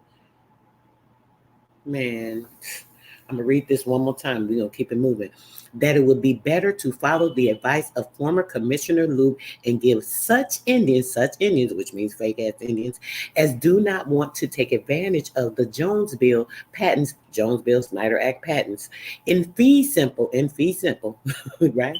And treat the allotted lands, the lands that are allotted to you agents that we created for you guys on the reservation when we brought you over from another damn country because y'all was dying, sick, ailing, your kids wasn't having no life, y'all didn't have no food. We gave you allotted freaking Indian status as they really are. Remember, even though we gave you all that, as we stated, we said we allotted you guys this stuff. We allotted you this right because we was allotting ourselves the right. We were letting these pale damn faces be the chief of the damn tribe. Shit, they had to be a minister with their 50 people. Boom, we allotted you the chieftainhood, right? So when doing that, keep in mind you are really American citizens. Just like I told y'all. Y'all indigenous to the United States Corporation. You're damn sure indigenous to our land. You damn sure ain't got no rights to none of this shit over here. Because these people made you and allotted you to be an Indian. This is why they always call you a Native American. You're native to America, which means, oh yeah, you might have been born here, baby, but you ain't know this damn soil. You hear me? You're native. You've never been called Indian. You want to claim it because it's coming up now. It's popular because, hey, the Indians are rising. So shit, we want to claim that name now. But shit, I remember years ago, you call an Indian, you call a native an Indian, they're going to tell you they're offended, right? That was derogatory. That's like calling them a nigga, right? Did y'all know that? Come on now. When interpreted, reads, then the white man with much booze and very little money will speedily eliminate the Indian factor from the Yakima Valley forever. Great scheme. See note 6. And give such Indians as do not want to take mirroring. Something should be done for the poor Indian. One more time. So, in July 1909, Mr. Gilbert, the reservation real estate broker, and 2 associates, under the auspices of the Commercial Club of Toppenish, a reservation town, advocated in the press and petitioned the Secretary of the Interior that it would be better to follow the advice of former Commissioner Loop. I swear I do. And give such Indians as do not want to take advantage of the Jones Bill patents in fee simple and treat the allotted Indians as they really are, American citizens. Yep. This, when interpreted, reads, then the white man with much booze and very little money will speedily eliminate the Indian factor from the Yakima Valley forever. Great scheme. See note 6. I took exceptions, which at once made apparent the source of the outside influence at work among the Yakimas. That raggedy ass I was then approached by Mr. Skin. Gilbert with a modified form of contract or petition empowering the Secretary of the Interior to dispose of such lands of above described allotment as may be necessary for a water right in the proposed irrigation sites of. He urged that the entire improvement could be paid for from the sale of timber and unallotted lands, which are to be sold under the Jones Act of December 21, 1904. This I then believed, and still deem feasible, and I could see no justice in the government's exacting further security from its wards, which places them at the mercy of unscrupulous land sharks. However, notwithstanding that this petition when signed, authorizes the sale of 60 acres of each allotment if necessary, and that great abuses were likely to result to the detribi illt. I knew somebody remembered, brother. That's right. Sub-Chief and Councilman Midway, God, created the water for all. Copyrighted by the author. Note 6. The reservation real estate broker proved an eager follower of the humane Loop. However, notwithstanding that this petition when signed, authorizes the sale of 60 acres of each allotment if necessary, and that great abuses were likely to result to the detribi illt high, 1911. Sub-Chief and Councilman Midway, God, created the water for all. Copyrighted by the author. Note 6. The reservation real estate broker proved an eager follower of the humane. Right, this shit crazy, brother. Loop, who, in 1908, advocated and urged Congress to pass an act repudiating all treaty stipulations wherein the government holds in trust for a period of. Holds what? Meant of the Indian. I felt that it was a losing game for the tribe to let its lands remain idle. Yeah. That the white man was gradually absorbing them at speculative prices. This coupled with the statement to me by one in the game, that within 5 years the white man will have such control as to enable him to build the canal regardless of the Indians' consent. Regardless of their consent. That the consent. Indian may as well understand at once that the government will build this canal whether William Charlie. Interpreter, 1912. Copyrighted by the author, the Indians want it or not. All this considered, I deemed it just as well at that time for the allottees to sign and take chances.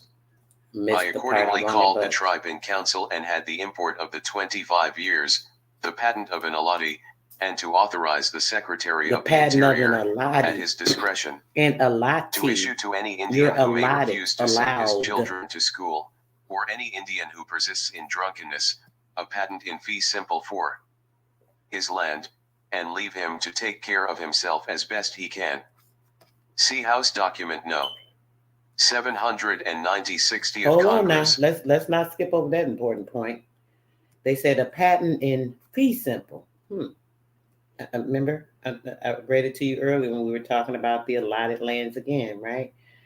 So fee simple. Now, allotted in fee simple is not a allodial title. I want you guys to understand that. Allotted in fee simple, they mentioned it more than once. I said it about 20 times. I hope you heard it. Allotted in fee simple is not a allodial title. You freaking natives. So why don't you have a allodial title, right? First session. This would place beyond the protection of the government the most ignorant and the most helpless class of Indians, leaving them a ready prey Ignorant. to that law Listen. defying combination, the bootlegger Freaking and the nerds. land grabber. New petition fully I explained. can't stand these The damn Indians people. Y'all don't hesitated. even know, man. They could not understand this Y'all sudden don't interest even of the know. white man in the welfare of his despised red brother. Why had the petition been changed? Was not an amendment to the Jones Bill refused? The There white must- man and his who? The white man and his who? His brother, his red brother. We were red with the red coats. We had red coats. Remember I read to you guys, and it explained that the royal Indian, how the one royal Indian came up in the house and confronted their ass, was talking shit, and was like, "Yo, I don't know what y'all thought y'all was doing, but listen, this is how it's going to go down." Remember, he came in with his tall frame, with his athletic body that only an American Indian has, the structure with the extra long Achilles, because giant in the bloodline, for extra abilities to jump in trees and shit, that Tarzan that they try to perpetrate in the pale skin, that you walking from tree to tree, climbing, jumping, having the ball. We ain't gonna get into that because we read that in the story too. I don't know if y'all remember, right? But he walked in and he was standing there. They said the Indian in the red coat, right? The red long jacket, royalty. He came to set boundaries and say, y'all doing too much. If y'all don't slow y'all ass down, we don't have problems. Because see, we've been helping y'all. We've been giving you a helping damn hand because y'all was so bad off. So now y'all taking advantage, and y'all really doing too much. So I think y'all need to slow down. He stood in the door frame. They said he stood in the door frame. Like, damn, they were scared. So powerful, the presence of this Indian chief. And as he stood there, he told them, hey, y'all better back off. And he had what? His long red coat. The red coats are coming. The red coats are coming. Who are the red coats? Who the hell are the red coats? Why they acting like you a damn savage? They talking about the king, the chief, all of his royal subjects in their red coats. Stop playing. Okay? Get your mind right. Be some trap. Lewis man wrote me, if M.R. Indians are squeezed to hell, they will never give no consent to their allotments be sold as the Jones Bill is. This is no fooling among my nation of Yakima Indians. I am in earnest. I have been talking to my people, and everyone concerned do not wish none of that business. It was arranged for the Indian Council to meet the Han. R.A. Bollinger, Hi, pretty kitty. Secretary of the Interior, in North Yakima, the evening of August 24, 1909. In the interval it was highly desirous that some showing of actual work be presented to the Secretary upon his arrival, and with this in view, M.R.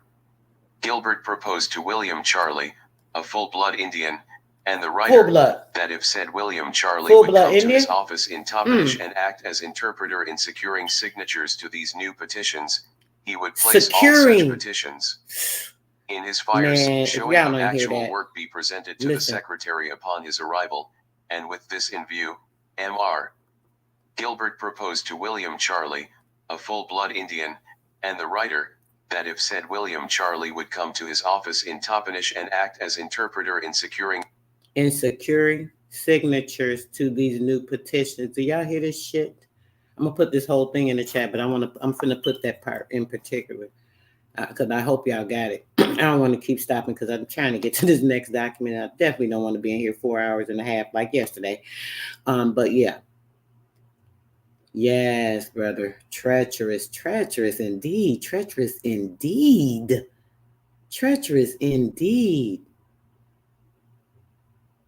Peace to everyone that's come in. Yeah, guys, you definitely need to rewind to the beginning after this to, get the full scope. Like, literally, of course, we're going to show some facts that's going to lay it all out. Talking about, these agents and their roles. And basically, to me, it's just showing you the script and shit. I don't know about nobody else. But, yeah, that's what I'm getting out of it. All right. Listen. Message. I'm gonna go back. I am in earnest. Message. I have been talking to my people, and everyone concerned do not wish none of that business. It was arranged for the Indian Council to meet the Hon. R.A. Bullinger, Secretary of the Interior, in North Yakima, the evening of August 24, 1909. In the interval it was highly desirous that some showing of actual work be presented to the Secretary upon his arrival, Again. And with this in view, M.R. Gilbert proposed to William Charley, a full-blood Indian, and the writer, that if said William Charley would come to his office in Toppenish and act as interpreter in securing signatures to these new petitions, he would place all such petitions in his fire safe until the Indians are entirely satisfied to have them sent to Washington. But if I'm so done with these freaking BASTARDs. Okay, listen. I don't know if y'all understanding that, but it's telling you right here. Hold on. Let me go back just in case. I don't know.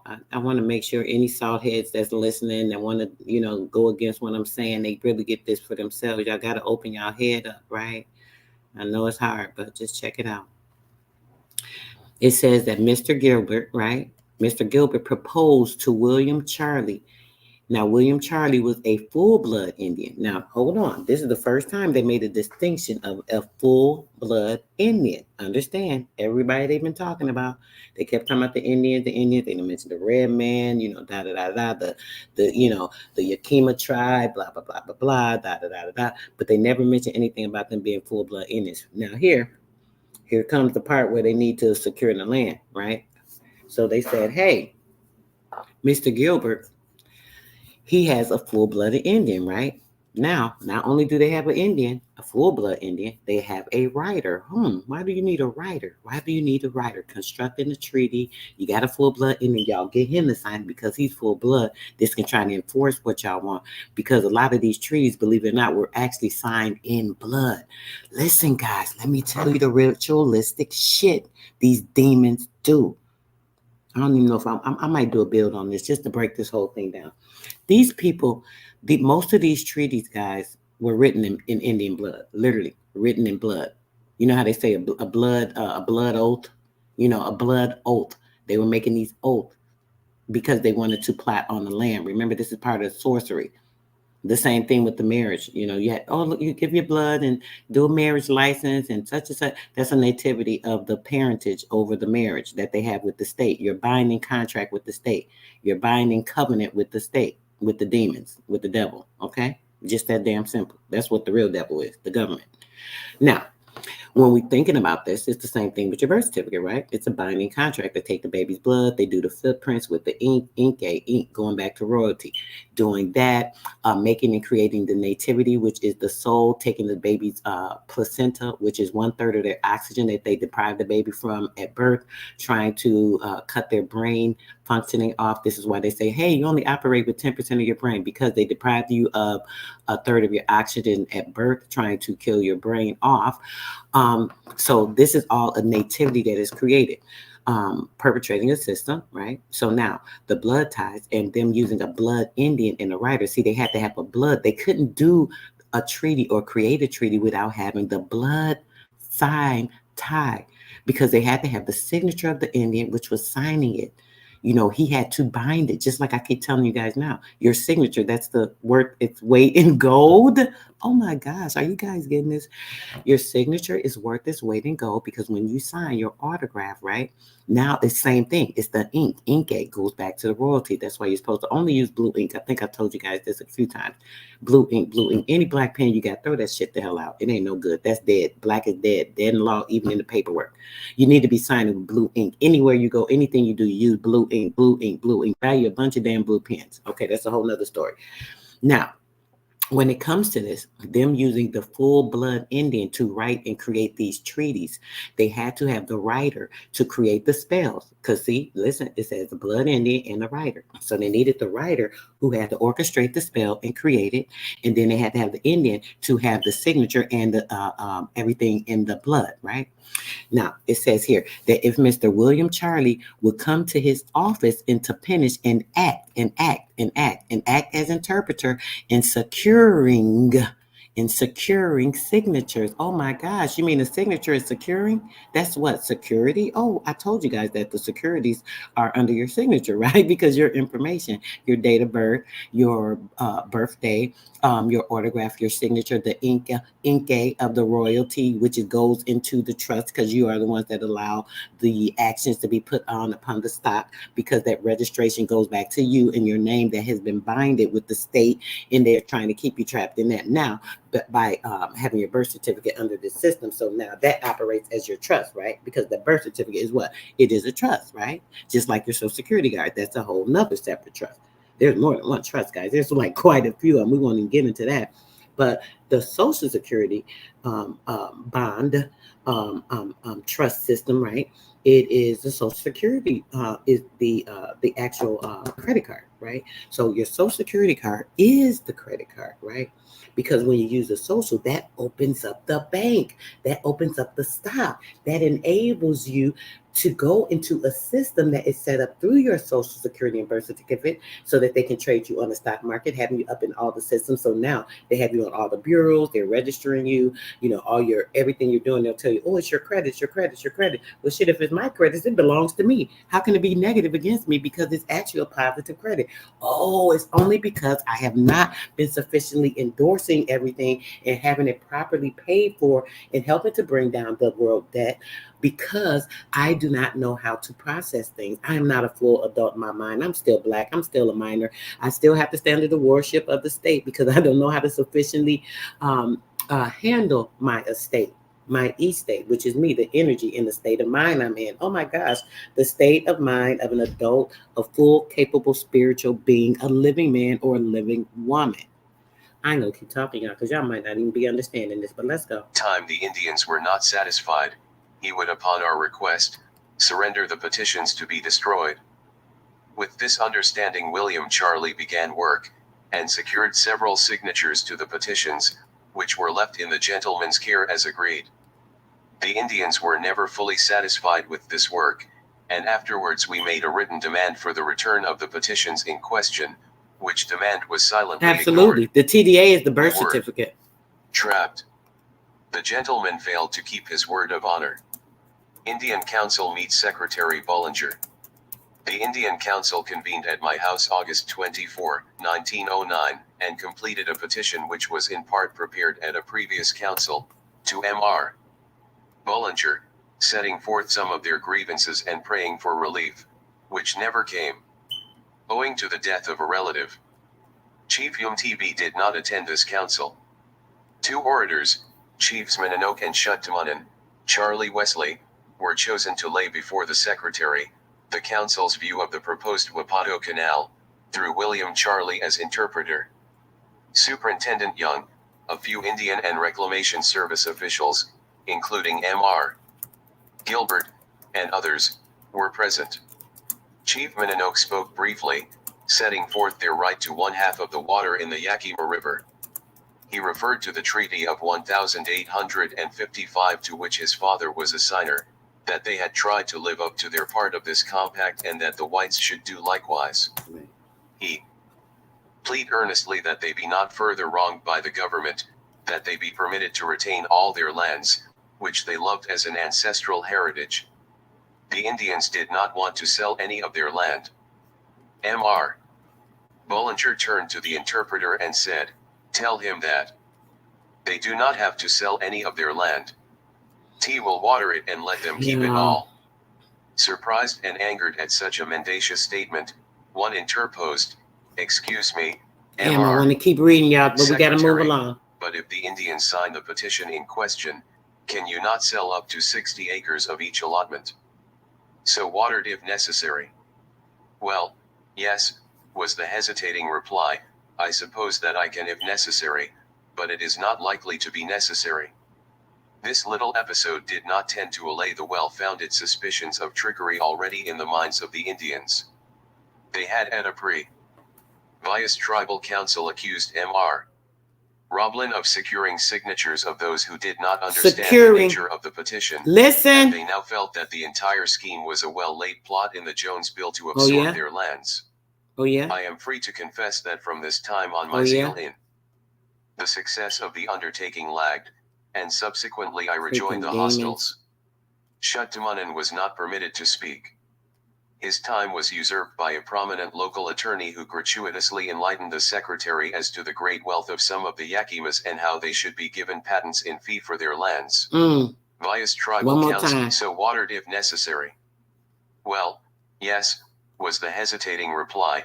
I suppose that I can if necessary, but it is not likely to be necessary. This little episode did not tend to allay the well-founded suspicions of trickery already in the minds of the Indians. They had at a Vias tribal council accused Mr. Roblin of securing signatures of those who did not understand the nature of the petition, and they now felt that the entire scheme was a well-laid plot in the Jones Bill to absorb their lands. Oh, I the am Jones free to Bill. confess that from this time Snyder on my Act. zeal in the success of the undertaking Slow down, lagged, make sure y'all and get this. subsequently Slow down, make sure y'all get this. Right? They had a previous tribal council that ascended Mr. Robinson in securing signatures, securing the signatures of those who did not understand the nature of the petition. I'm trying to help you guys. The petition of what? The Snyder Act, the Jones Bill, the Jones Bill, the Snyder Act, the Snyder Act, the Jones Bill. I want you guys to understand this and comprehend this, right? They had, at a previous tribal council, accused Mr. Roblin of securing signatures, stealing signatures, faking signatures, getting them drunk, having them sign, hey, yeah, buddy, befriending them, having them sign, trickery, sorcery, lying to them. Oh, yeah, you're going to get X, Y, and Z, and da-da-da. All you got to do is sign this, and this is what's going to happen. That's not even what's on the damn paper. Lying, these type of things. He was securing the signatures. Now, listen. Securing the signatures of those who did not understand. They did not comprehend. Oh my gosh, I'm going to be an indigo. I'm going to have my own tribal card. Oh my gosh, I'm going to get $135,000 a year.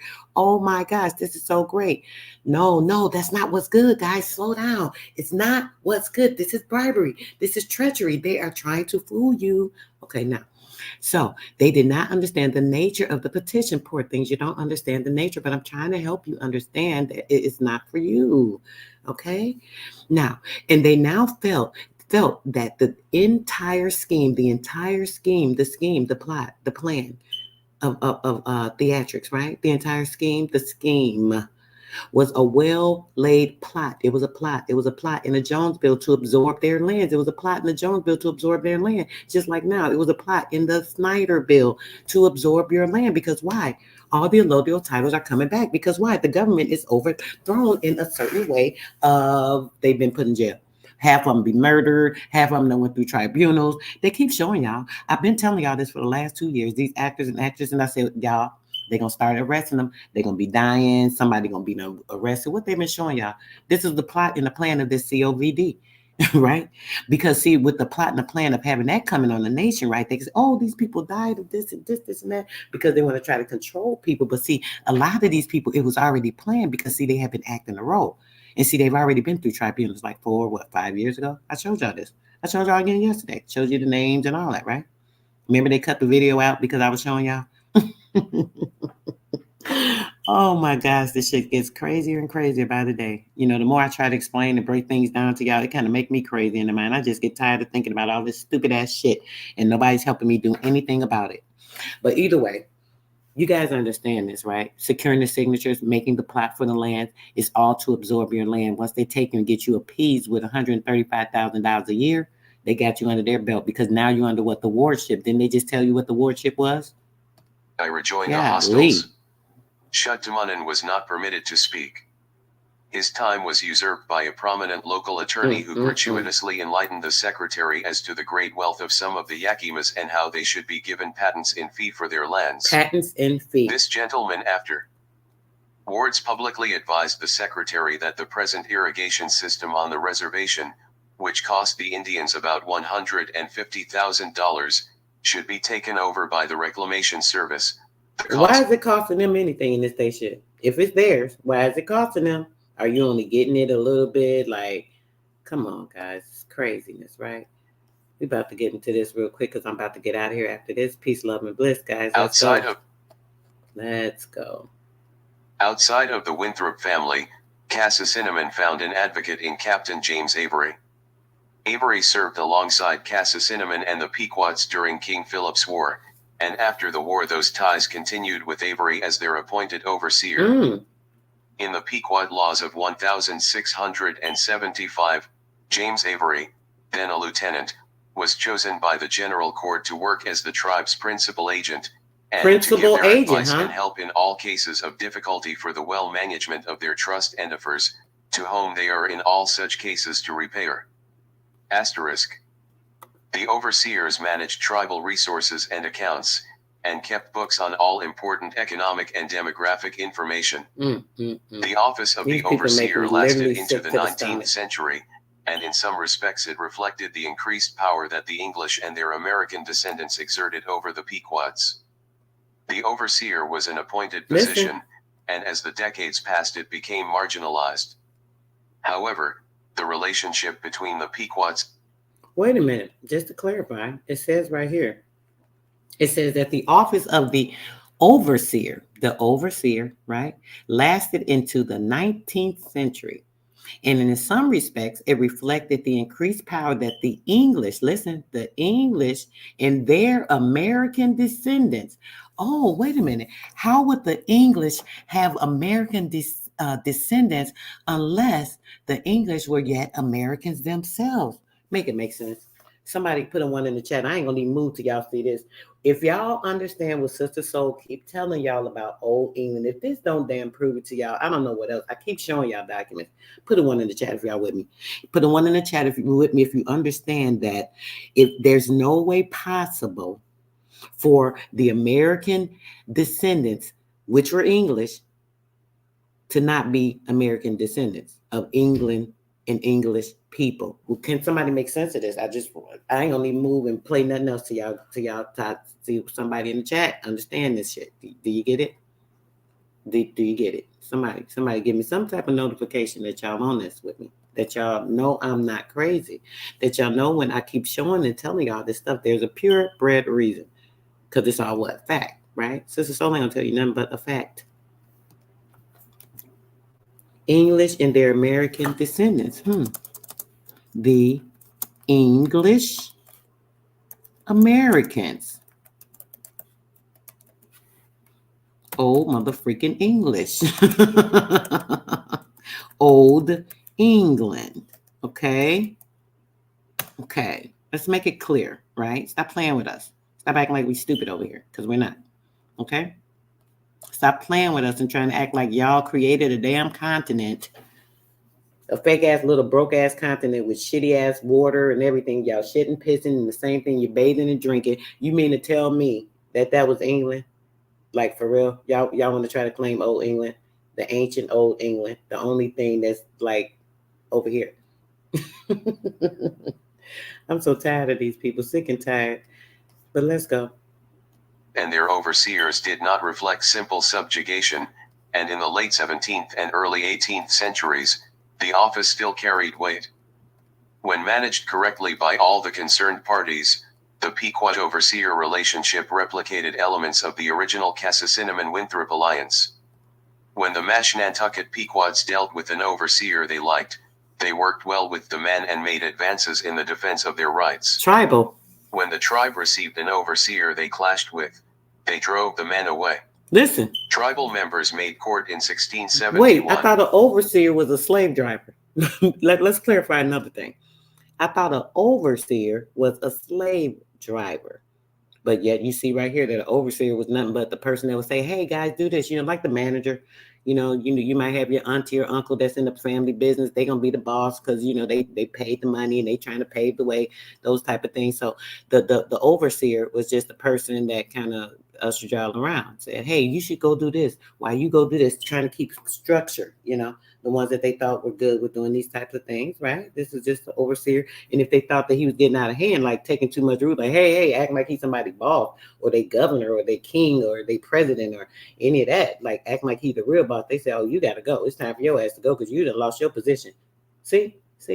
1678, 1690, and 1693 to 1697, the head of New London County Militia in 1672, Sergeant Major of Long Island in Really? 1673, I and was didn't a know that, council Amy. member of the Edmund Andros-led Dominion of New England from 1687 to 1689. He was elected governor of Connecticut from 1698 to 1707. Wait, not Connecticut. He died. Not New England. Not now it's going to a Dominion of New England. They want to say, we done told something. Somebody might catch on. Let's make sure we say New England, but it's not New England. It's the freaking whole damn England. Stop playing. It's the whole England.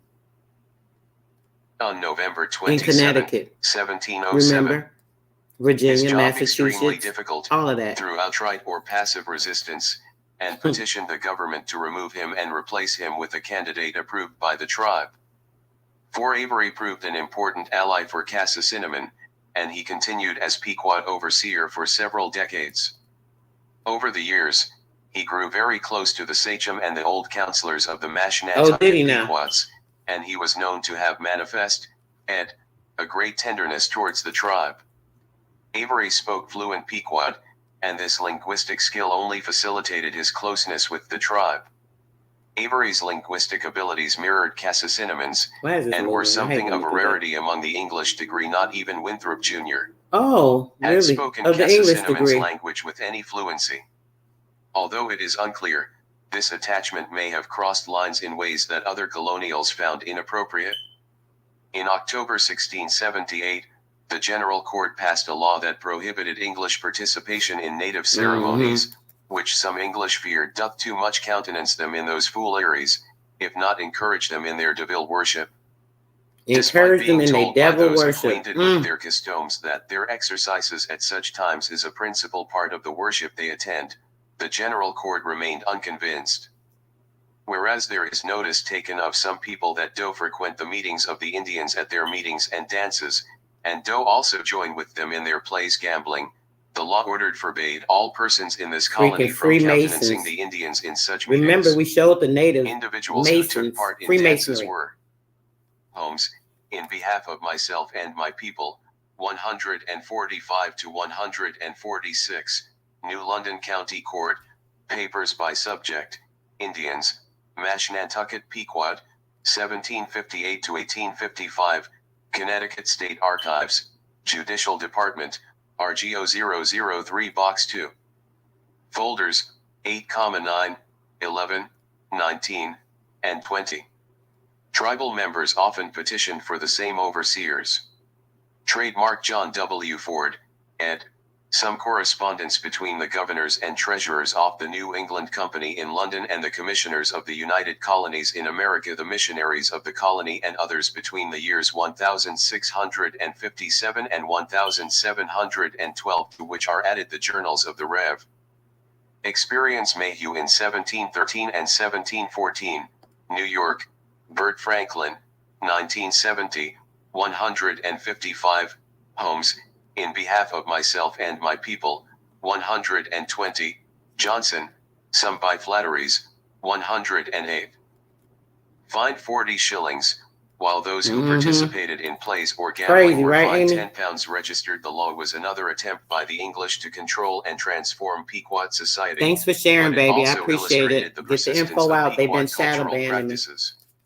Ceremony remained an important aspect of diplomatic and government procedure for the Pequots, and as the work of Eric Spencer Johnson demonstrates, gambling served as a vital tool for the redistribution of goods among the community. The tribute given to sachems was often lost to others in game of chance and redistributed amongst the community, thereby binding the sachem and the community together. By employing these measures, Cassacinamon operated within the prescribed parameters of his office, and he likely included Avery in these ceremonies. Listen again. Ceremony, fined 40 shillings, while those who participated in plays or gambling were fined £10. Plays, hold on. Experience Mayhew in 1713 and 1714. Individuals who took part in dances were plays.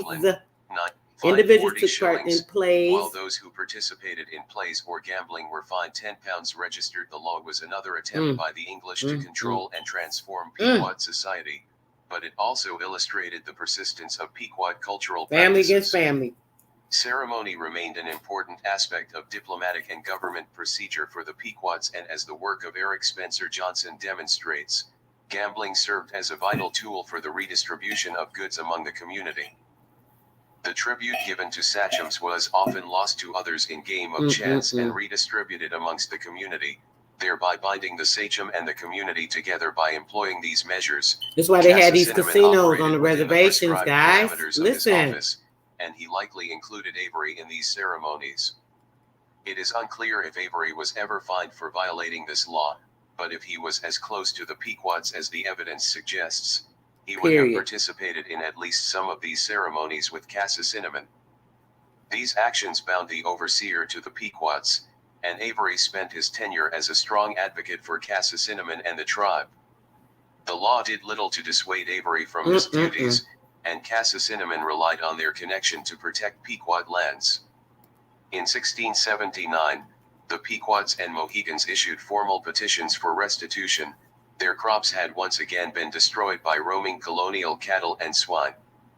The towns blamed the damages on poor Indian fencing, despite the fact that the General Court acknowledged in the past that some cattle could not be held back with ordinary barriers.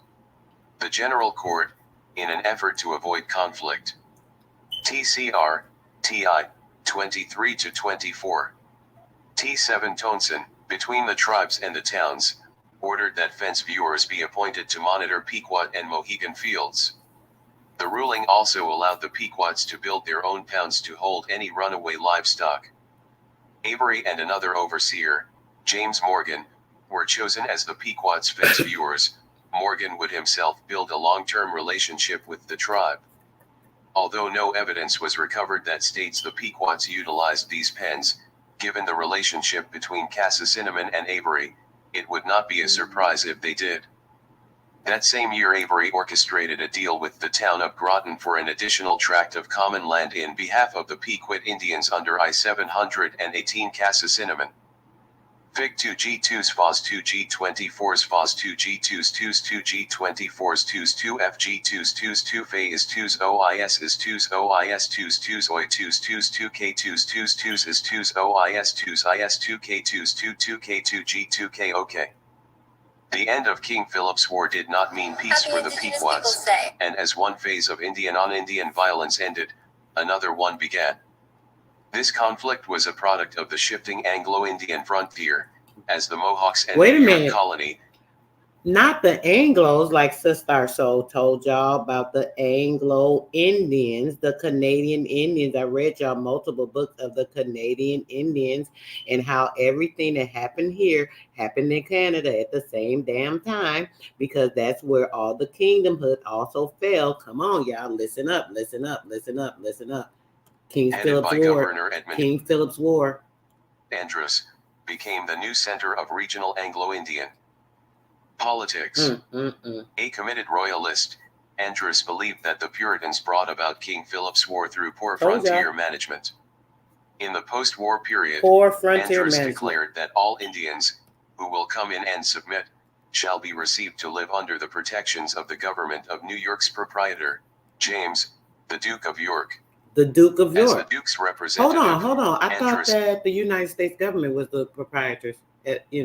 Oh, this is before they came in and took over and rechanged the name, reclassified, put new names on places, all of those shit. Okay, this is before the invasions. Yeah, let's go. Administered this new arrangement to prevent the Puritan colonies from making individual treaties with defeated Algonquian 9,719 communities.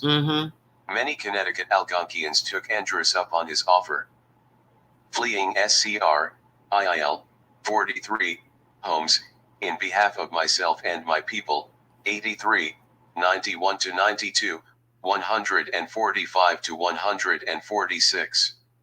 CR, IL, 297-298, 487-488. Popquenox engagement, August 16, 1677, Willis Papers, 265-267. Look at those. Council minutes, May 29, 1676, E.B. O'Callaghan, documents relative to the colonial history. Vengeful Puritans out for any Indian blood they could find, and Mohawks who often raided their camps. These Algonquians settled in the Mohican village of Shagdecoke, located near Metacom's winter camp at Hoosick. These new Algonquian Oh, settlers. you must have missed the episode, Amy. Go back on my page, sweetheart. I did a whole build on the 10 tribes of Israel, the American Israel Indians. Yeah. We've been talking about this so many times. Egypt being here, all of the 10 tribes. This is literally the Middle East. Maybe you missed that part. You need to go back and watch the video. I keep trying to show y'all this. I've been showing this for like the past year. And it keeps getting more evident. I keep showing more proof. I don't know if people not getting it. I don't know how new you are. I think you are pretty new, Amy. But listen, sweetheart, the 10 tribes of Israel here, right here. Aboriginal, the Iroquoian and Algonquin tribe. Yes. The Mayans, the Incans, from that nature. Yeah, sis. Yeah. Mm-hmm. I'll put that in the chat for you. I think I did just put it in the chat, did I? Let me see. Did I just put that in the chat? Something I wanted to put in the chat. Okay. Okay, yeah. Let me put that in the chat for y'all too. Just in case somebody's missing it. Provided New York with a buffer against the French in Quebec and tightened Albany's hold over the regional Indian trade. One more time. Their resettlement also provided Andrus oversight of vengeful Puritans out for any Indian blood they could find and Mohawks who often raided their camps. These Algonquians settled in the Mahican village of Shagdecoke, located near Metacom's winter camp at Hoosick. These new Algonquian settlers provided New York with a buffer against the French in Quebec and tightened Albany's hold over the regional Indian trade. Their resettlement also provided Andrus oversight of Indian diplomacy in southern New England.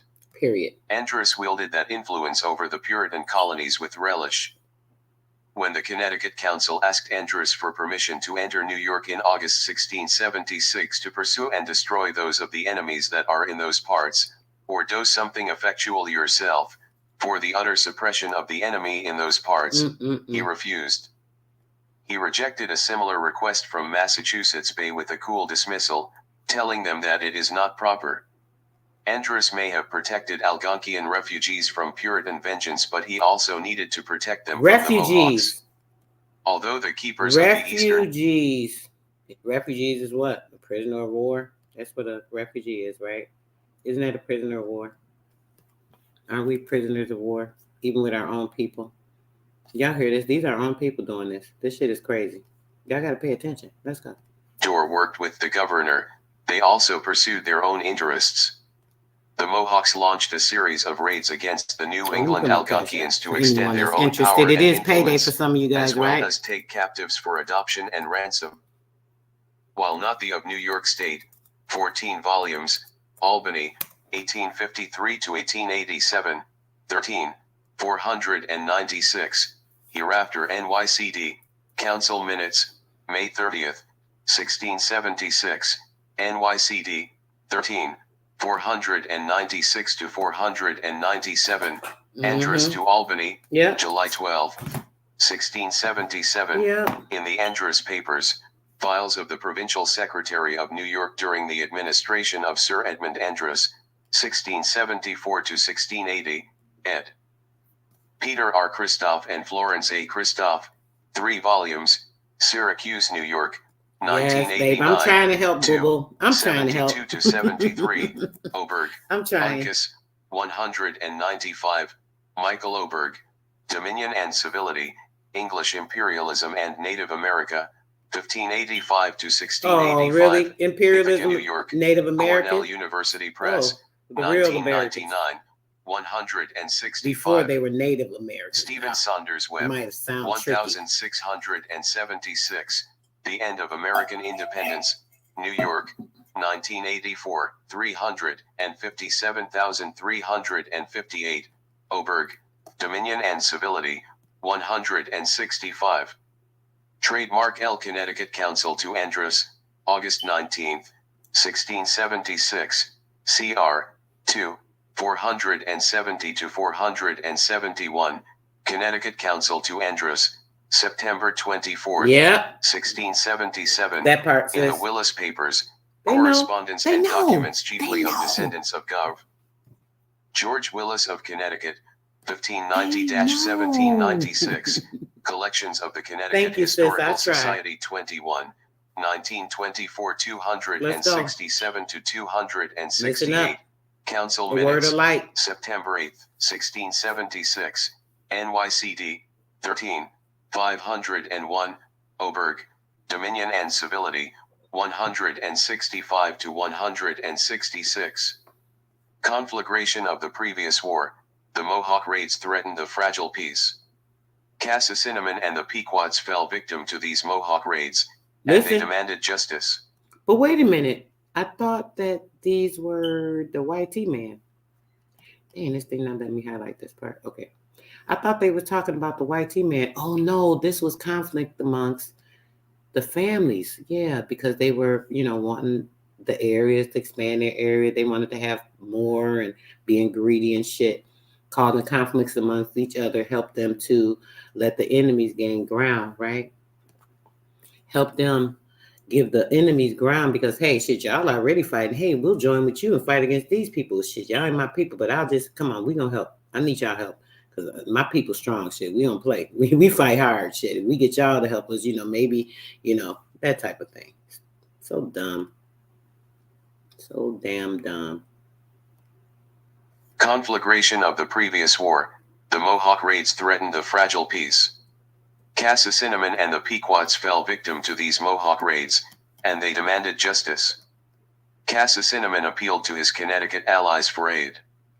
In July 1677, Cassacinamon and Daniel petitioned the Connecticut Council that they may be permitted to strengthen themselves by engaging the Friend Indians of the English, one with another to defend themselves against a common enemy. The Indians of the English? It was a smart political move on Cassacinamon's part. He played along with English expectations of dependence, while seeking their support for an Indian defensive alliance. But how could they be English Indians if they were from Europe and they're European? Do we have European Indians? Do we? Oh man, they calling me in this room on TikTok. I gotta go over there in a minute. I said I would. Do we? Do we?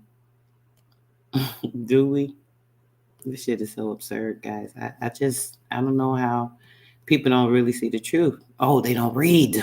They don't study. They go by what the person puts on Google and indoctrinated with them in schools and yeah. The Friend Indians of the English included the Pequots, Mohegans, and Narragansett Nyantics. Did they now? Connecticut authorities were cautious in their response. They told the Pequot sachem that while they had a good respect for all their Friend Indians, and are willing that they should be unanimous in opposing any common enemy, the council stated that all such Indians that they should stand upon their guard and defend themselves, and not begin to manage any offensive war, before the matter be heard and considered by the council. The council granted Cassacinamon 10 pound of powder and bullets or lead proportionable, to be kept in his forte as a magazine for their necessary defense. The fort in question was Monhantic Fort. While he did not get everything he wanted, it was clear that Cassacinamon still held influence among Connecticut officials. Yet, the General Court's decision was symptomatic of the noticeable shift in Anglo-Indian politics. The Mohawk-Algonquian confrontation was settled not in New England, but in New York. Andros, in his new role as regional intermediary, invited New England delegates to meet with the Indians settled under his protection. The Mohawks agreed to halt their raids against the friendly New England Algonquians, make peace with the Mohegans, and instead fight the Abenakis, who battled settlers in northern New England. The New Englanders surrendered their right to treat with New York tribes independently. The Mohawks insisted that all negotiations take place in Albany, presided by Governor Andros.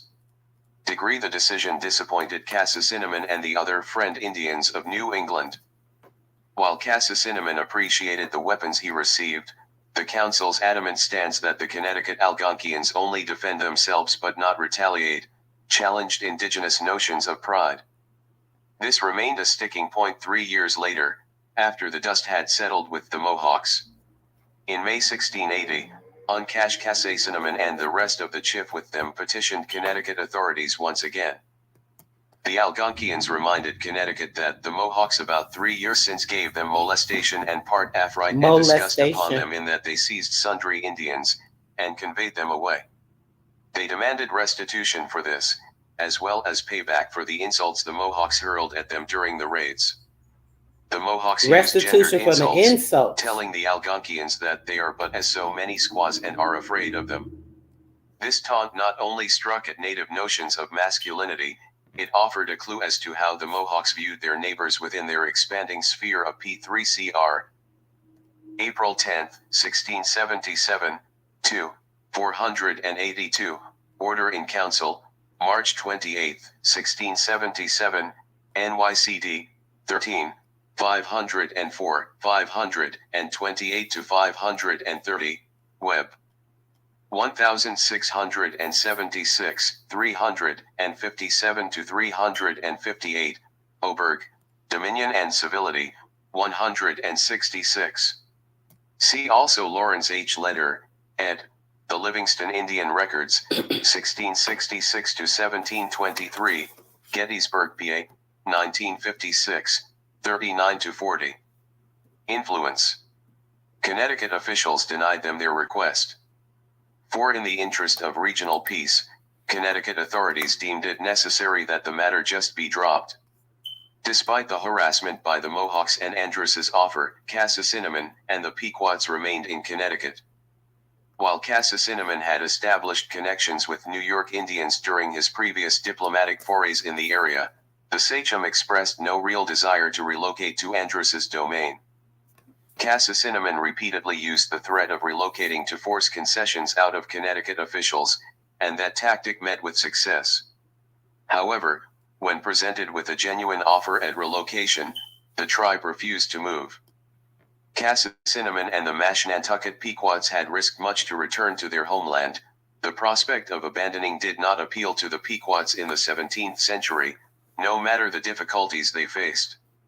Degree in this new Anglo-Indian reality, the Anglo-Iroquoian frontier replaced the Anglo-Algonquian one in terms of regional importance. The covenant chain between New York and the Iroquois solidified this fact. Degree, the treaties of the covenant chain melded Iroquois. Cassacinamon repeatedly used the threat of relocating to force concessions out of Connecticut officials, and that tactic met with success. However, when presented with a genuine offer at relocation, the tribe refused to move. Cassacinamon and the Mashantuckett Pequots had risked much to return to their homeland. The prospect of abandoning did not appeal to the Pequots in the 17th century, no matter the difficulties they faced. Degree in this new Anglo-Indian reality, the Anglo-Iroquoian frontier replaced the Anglo-Algonquian one in terms of regional importance. The covenant chain between New York and the Iroquois solidified this fact. Degree, the treaties of the covenant chain melded Iroquois and English diplomatic councils and political objectives, and bound the Iroquois and New York together in a mutually beneficial arrangement. The Alliance Trademark Indian Papers, Ser. 1. 1647 to 1759, Volume 1, Connecticut State Archives, Hartford Court, 1, 39, Hereafter Indian Papers. Trademark at the end of the 18th century, over half of the Mashantucket Pequot population joined the Brotherton Indian movement. These Christian converts left the reservation and Connecticut to escape the encroachments they faced by... Remember, we read, if you have not seen it, go back and watch the build on the Brotherton Tract. Listen, they're talking about the Brotherton Tract. Remember, I showed you guys the very first Indian reservation, the Brotherton Tract. Listen. Euro-Americans. The Alliance Trademark Indian Papers, Ser. 1, 1647 to 1759, Volume 1, Connecticut State Archives, Hartford Court, 1, 39, Hereafter Indian Papers. Trademark at the end of the 18th century, over half of the Mashantucket Pequot population joined the Brotherton Indian movement. These Christian converts left the reservation and Connecticut to escape the encroachments they faced by Euro-Americans. Those Mashantucket Pequots who stayed behind protected the reservation as best they could. Contemporary tribal members are descended from those Pequots who remained in Connecticut. McBride, Legacy, 90, Kevin McBride, desirous to improve after the European manner, the MASHANTUCKET Pequots and the Brotherton Movement, unpublished manuscript, 1996. Daniel K. Richter, The Ordeal of the Longhouse, The Peoples of the Iroquois League in the Era of European Colonization, Chapel Hill, North Carolina, University of North Carolina Press, Chapel Hill. 1992, 136 to 137, Web, 1676, 359. See also Francis Jennings, The Ambiguous Iroquois Empire, The Covenant Chain Confederation of Indian Tribes with English Colonies, New York, W. W. Norton and Company, 1984. Brought the Iroquois English support, secured the southern and eastern borders of Iroquois territory, and provided the Five Nations access to thousands of potential allies settled under their protection in New York. English officials guaranteed the Iroquois hunters and warriors access to Albany markets, where they could sell their furs at higher prices than were offered in New France. In return, Governor Andros placed Albany at the center of regional Anglo-Indian relations, and English influence among the Iroquois increased while French influence declined. From 1677 to 1755, the Covenant Chain secured peace for New York and New England's established settlements, and opened the West to English settlement.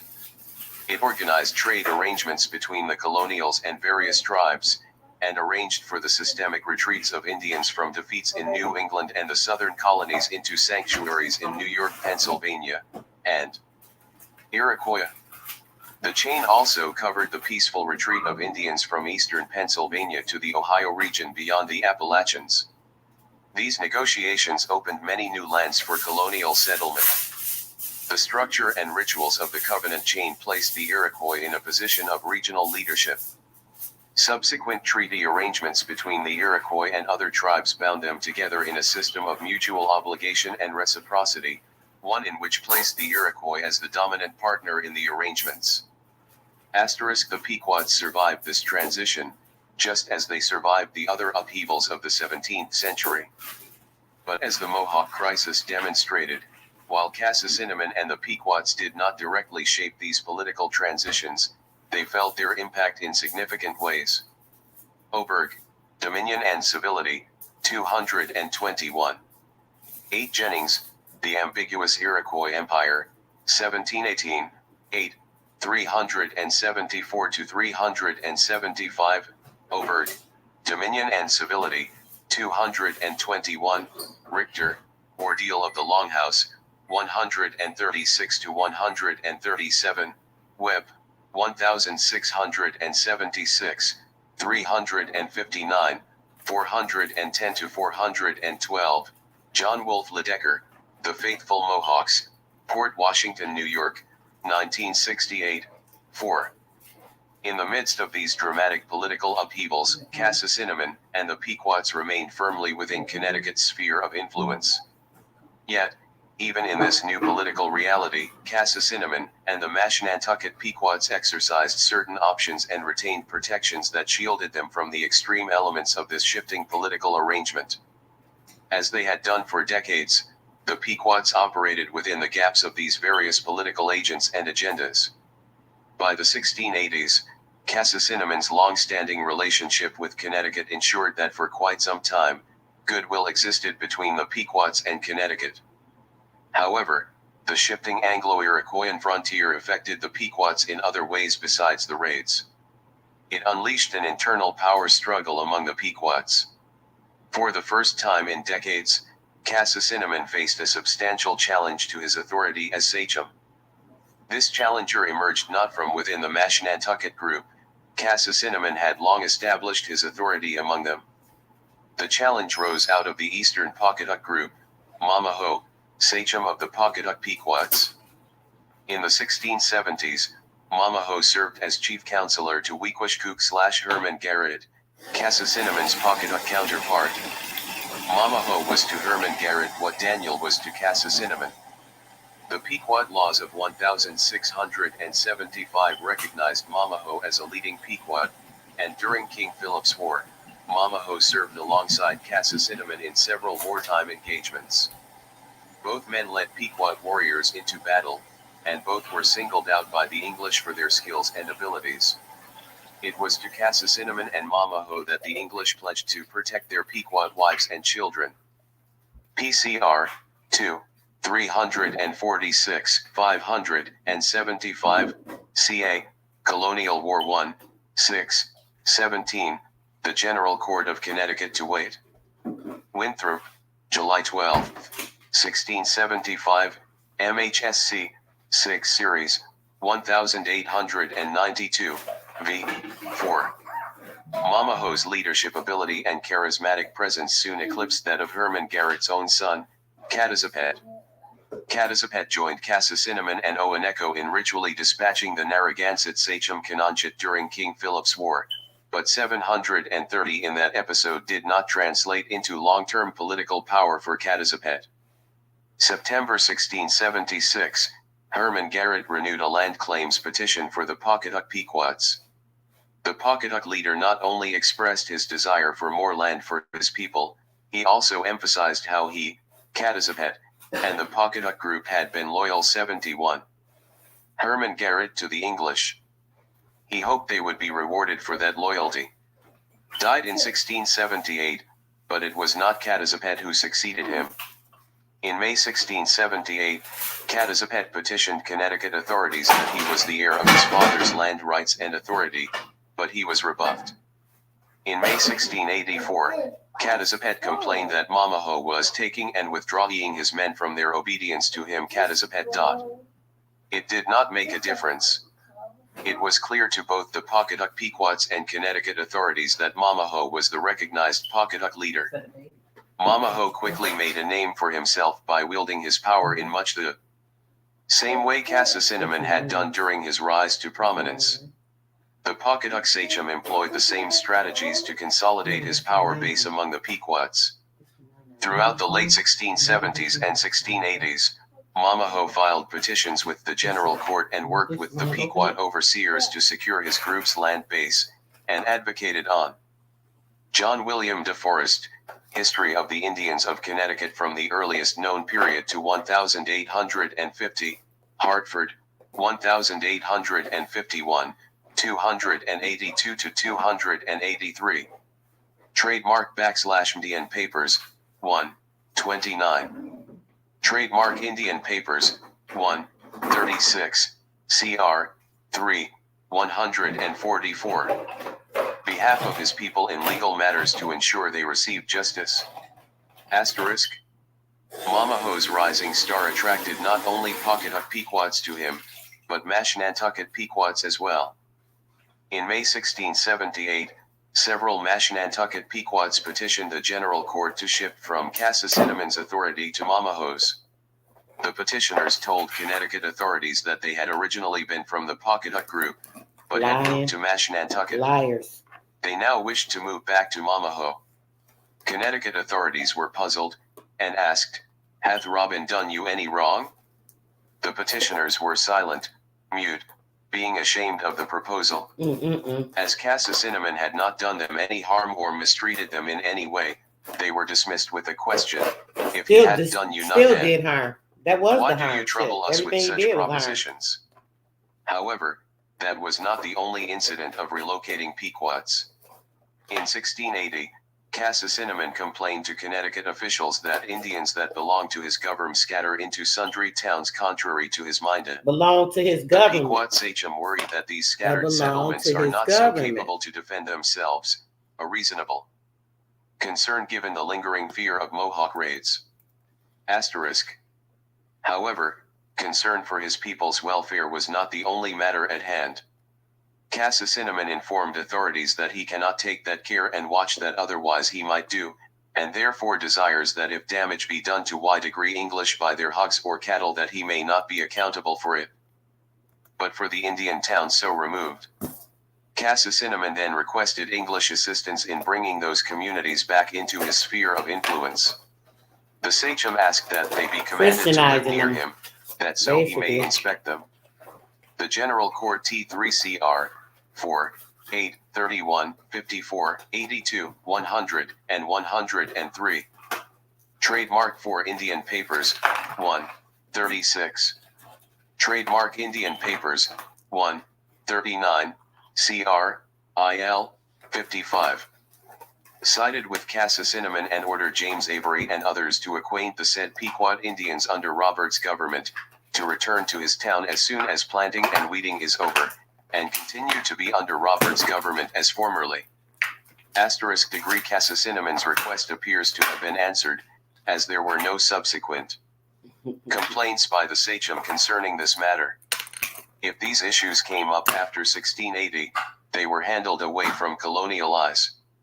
It is not known whether the Pequots Cassacinamon complained about were the same Pequots who petitioned to move to Mamaho's jurisdiction.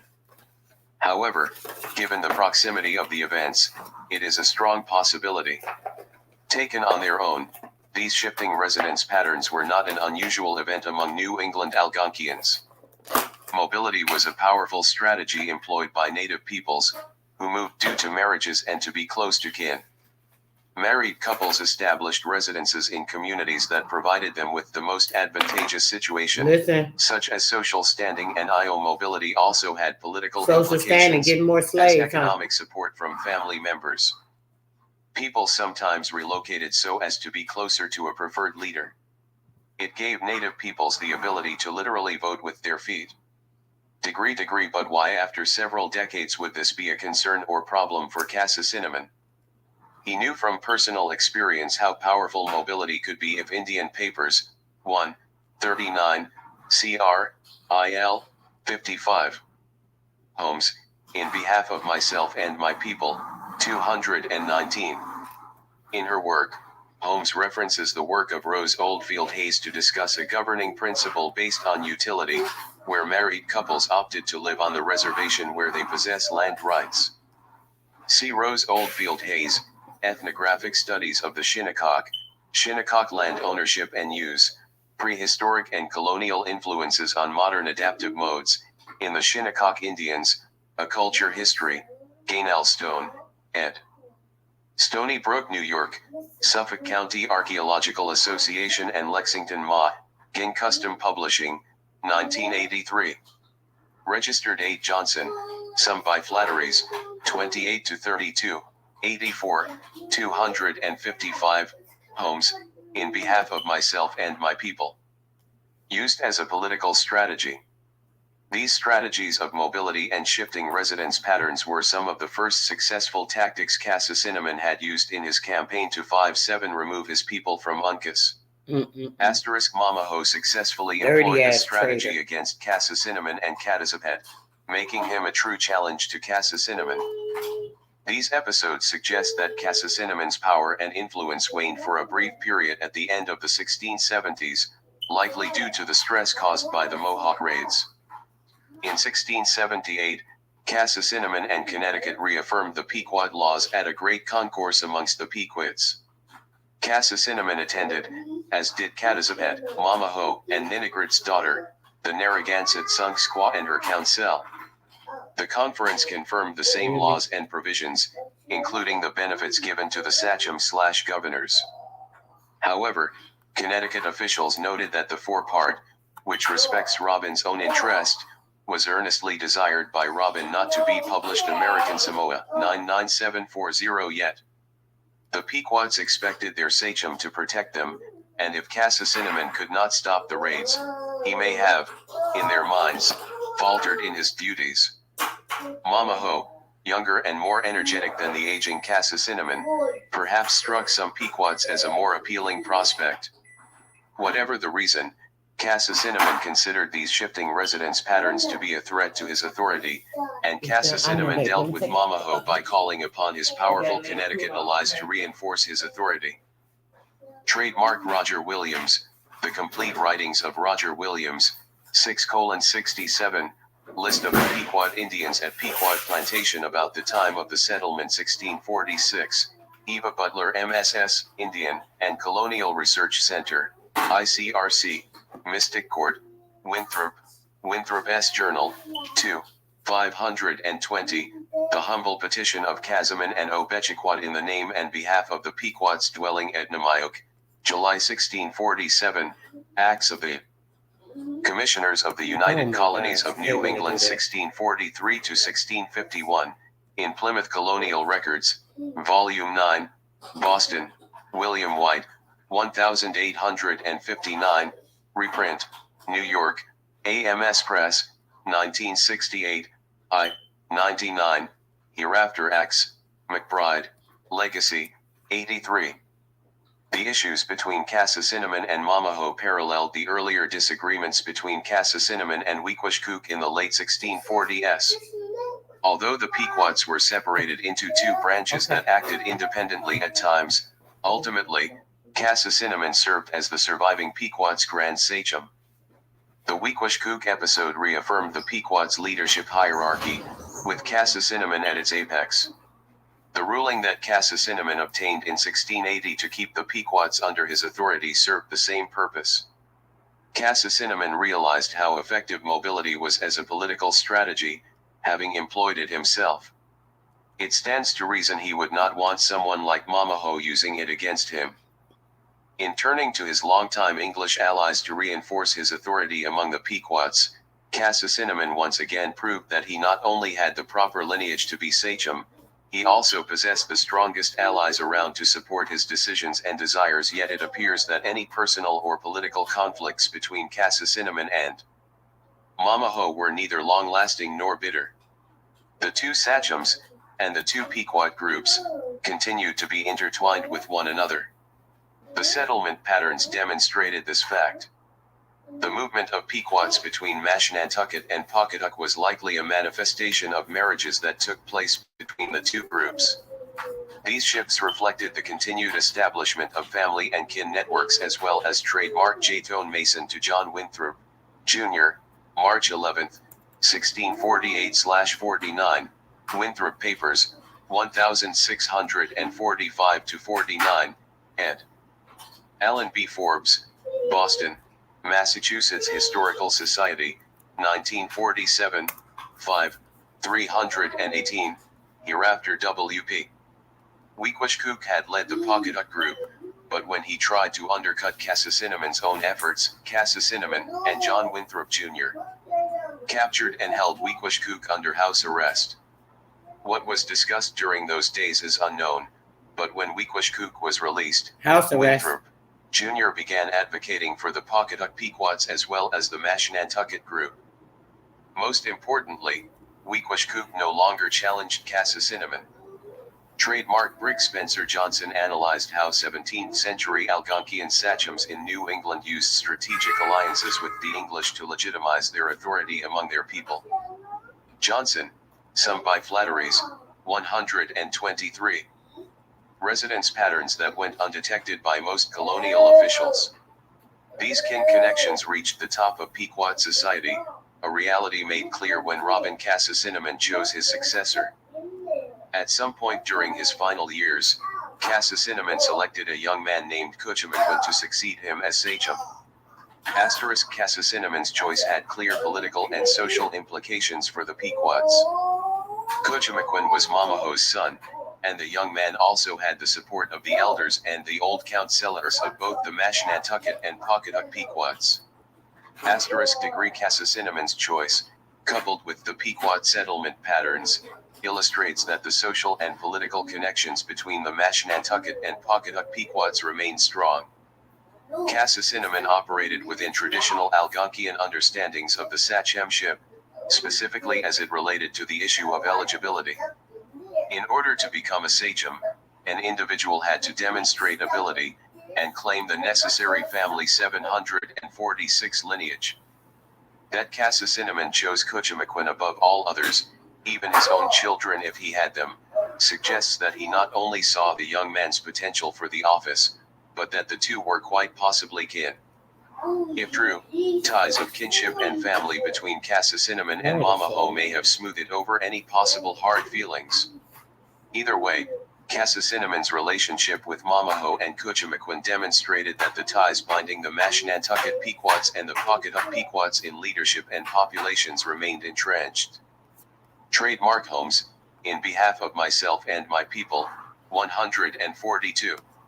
Trademark Indian Papers, 144. McBride, Legacy, 88.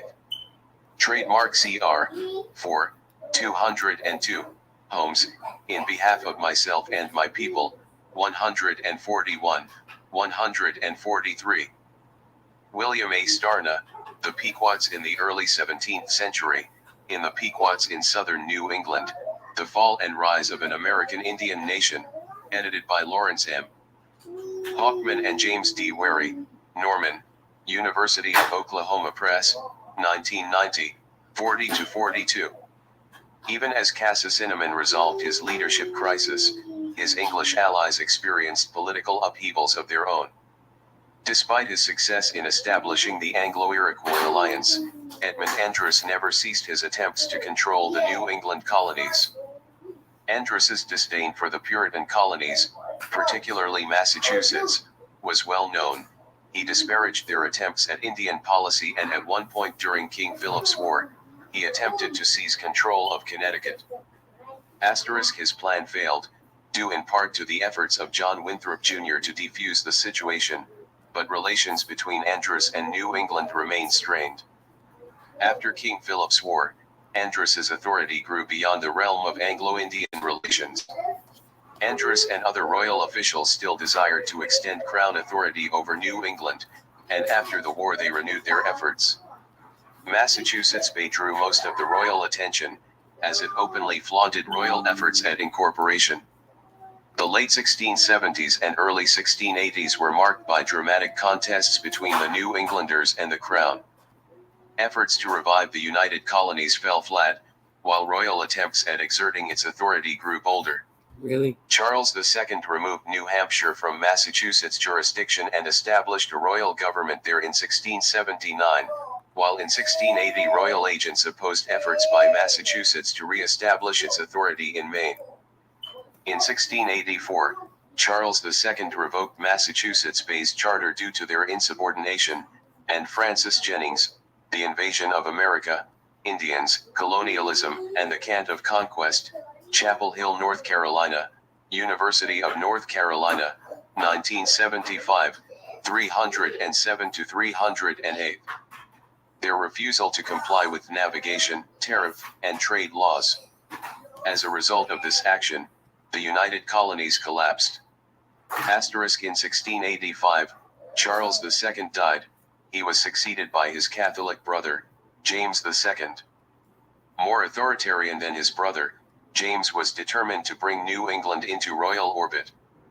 In 1686, James created the Dominion of New England, an organization designed to join the New England colonies and New York into one administrative body. The Dominion was created to enforce the Navigation Acts and served as a mutual defense pact to protect the colonies from the French and hostile Native American tribes.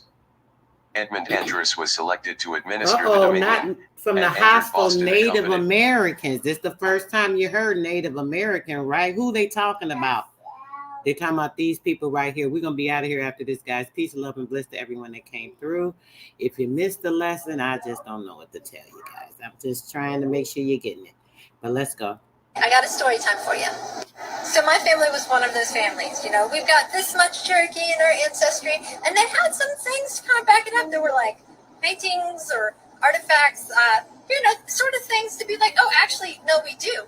So imagine their surprise when we did an ancestry test, and none. 0, despite the glorious cheekbones, those not indigenous. But then where did these receipts come from to say that we did have this ancestry? It was a bit more sinister than the fam was expecting. Have you heard of the Cherokee land lotteries? I hadn't, but apparently my family won one. So when the Cherokees were ousted from their land, Trail of Tears, all of that, their land was lotteried off.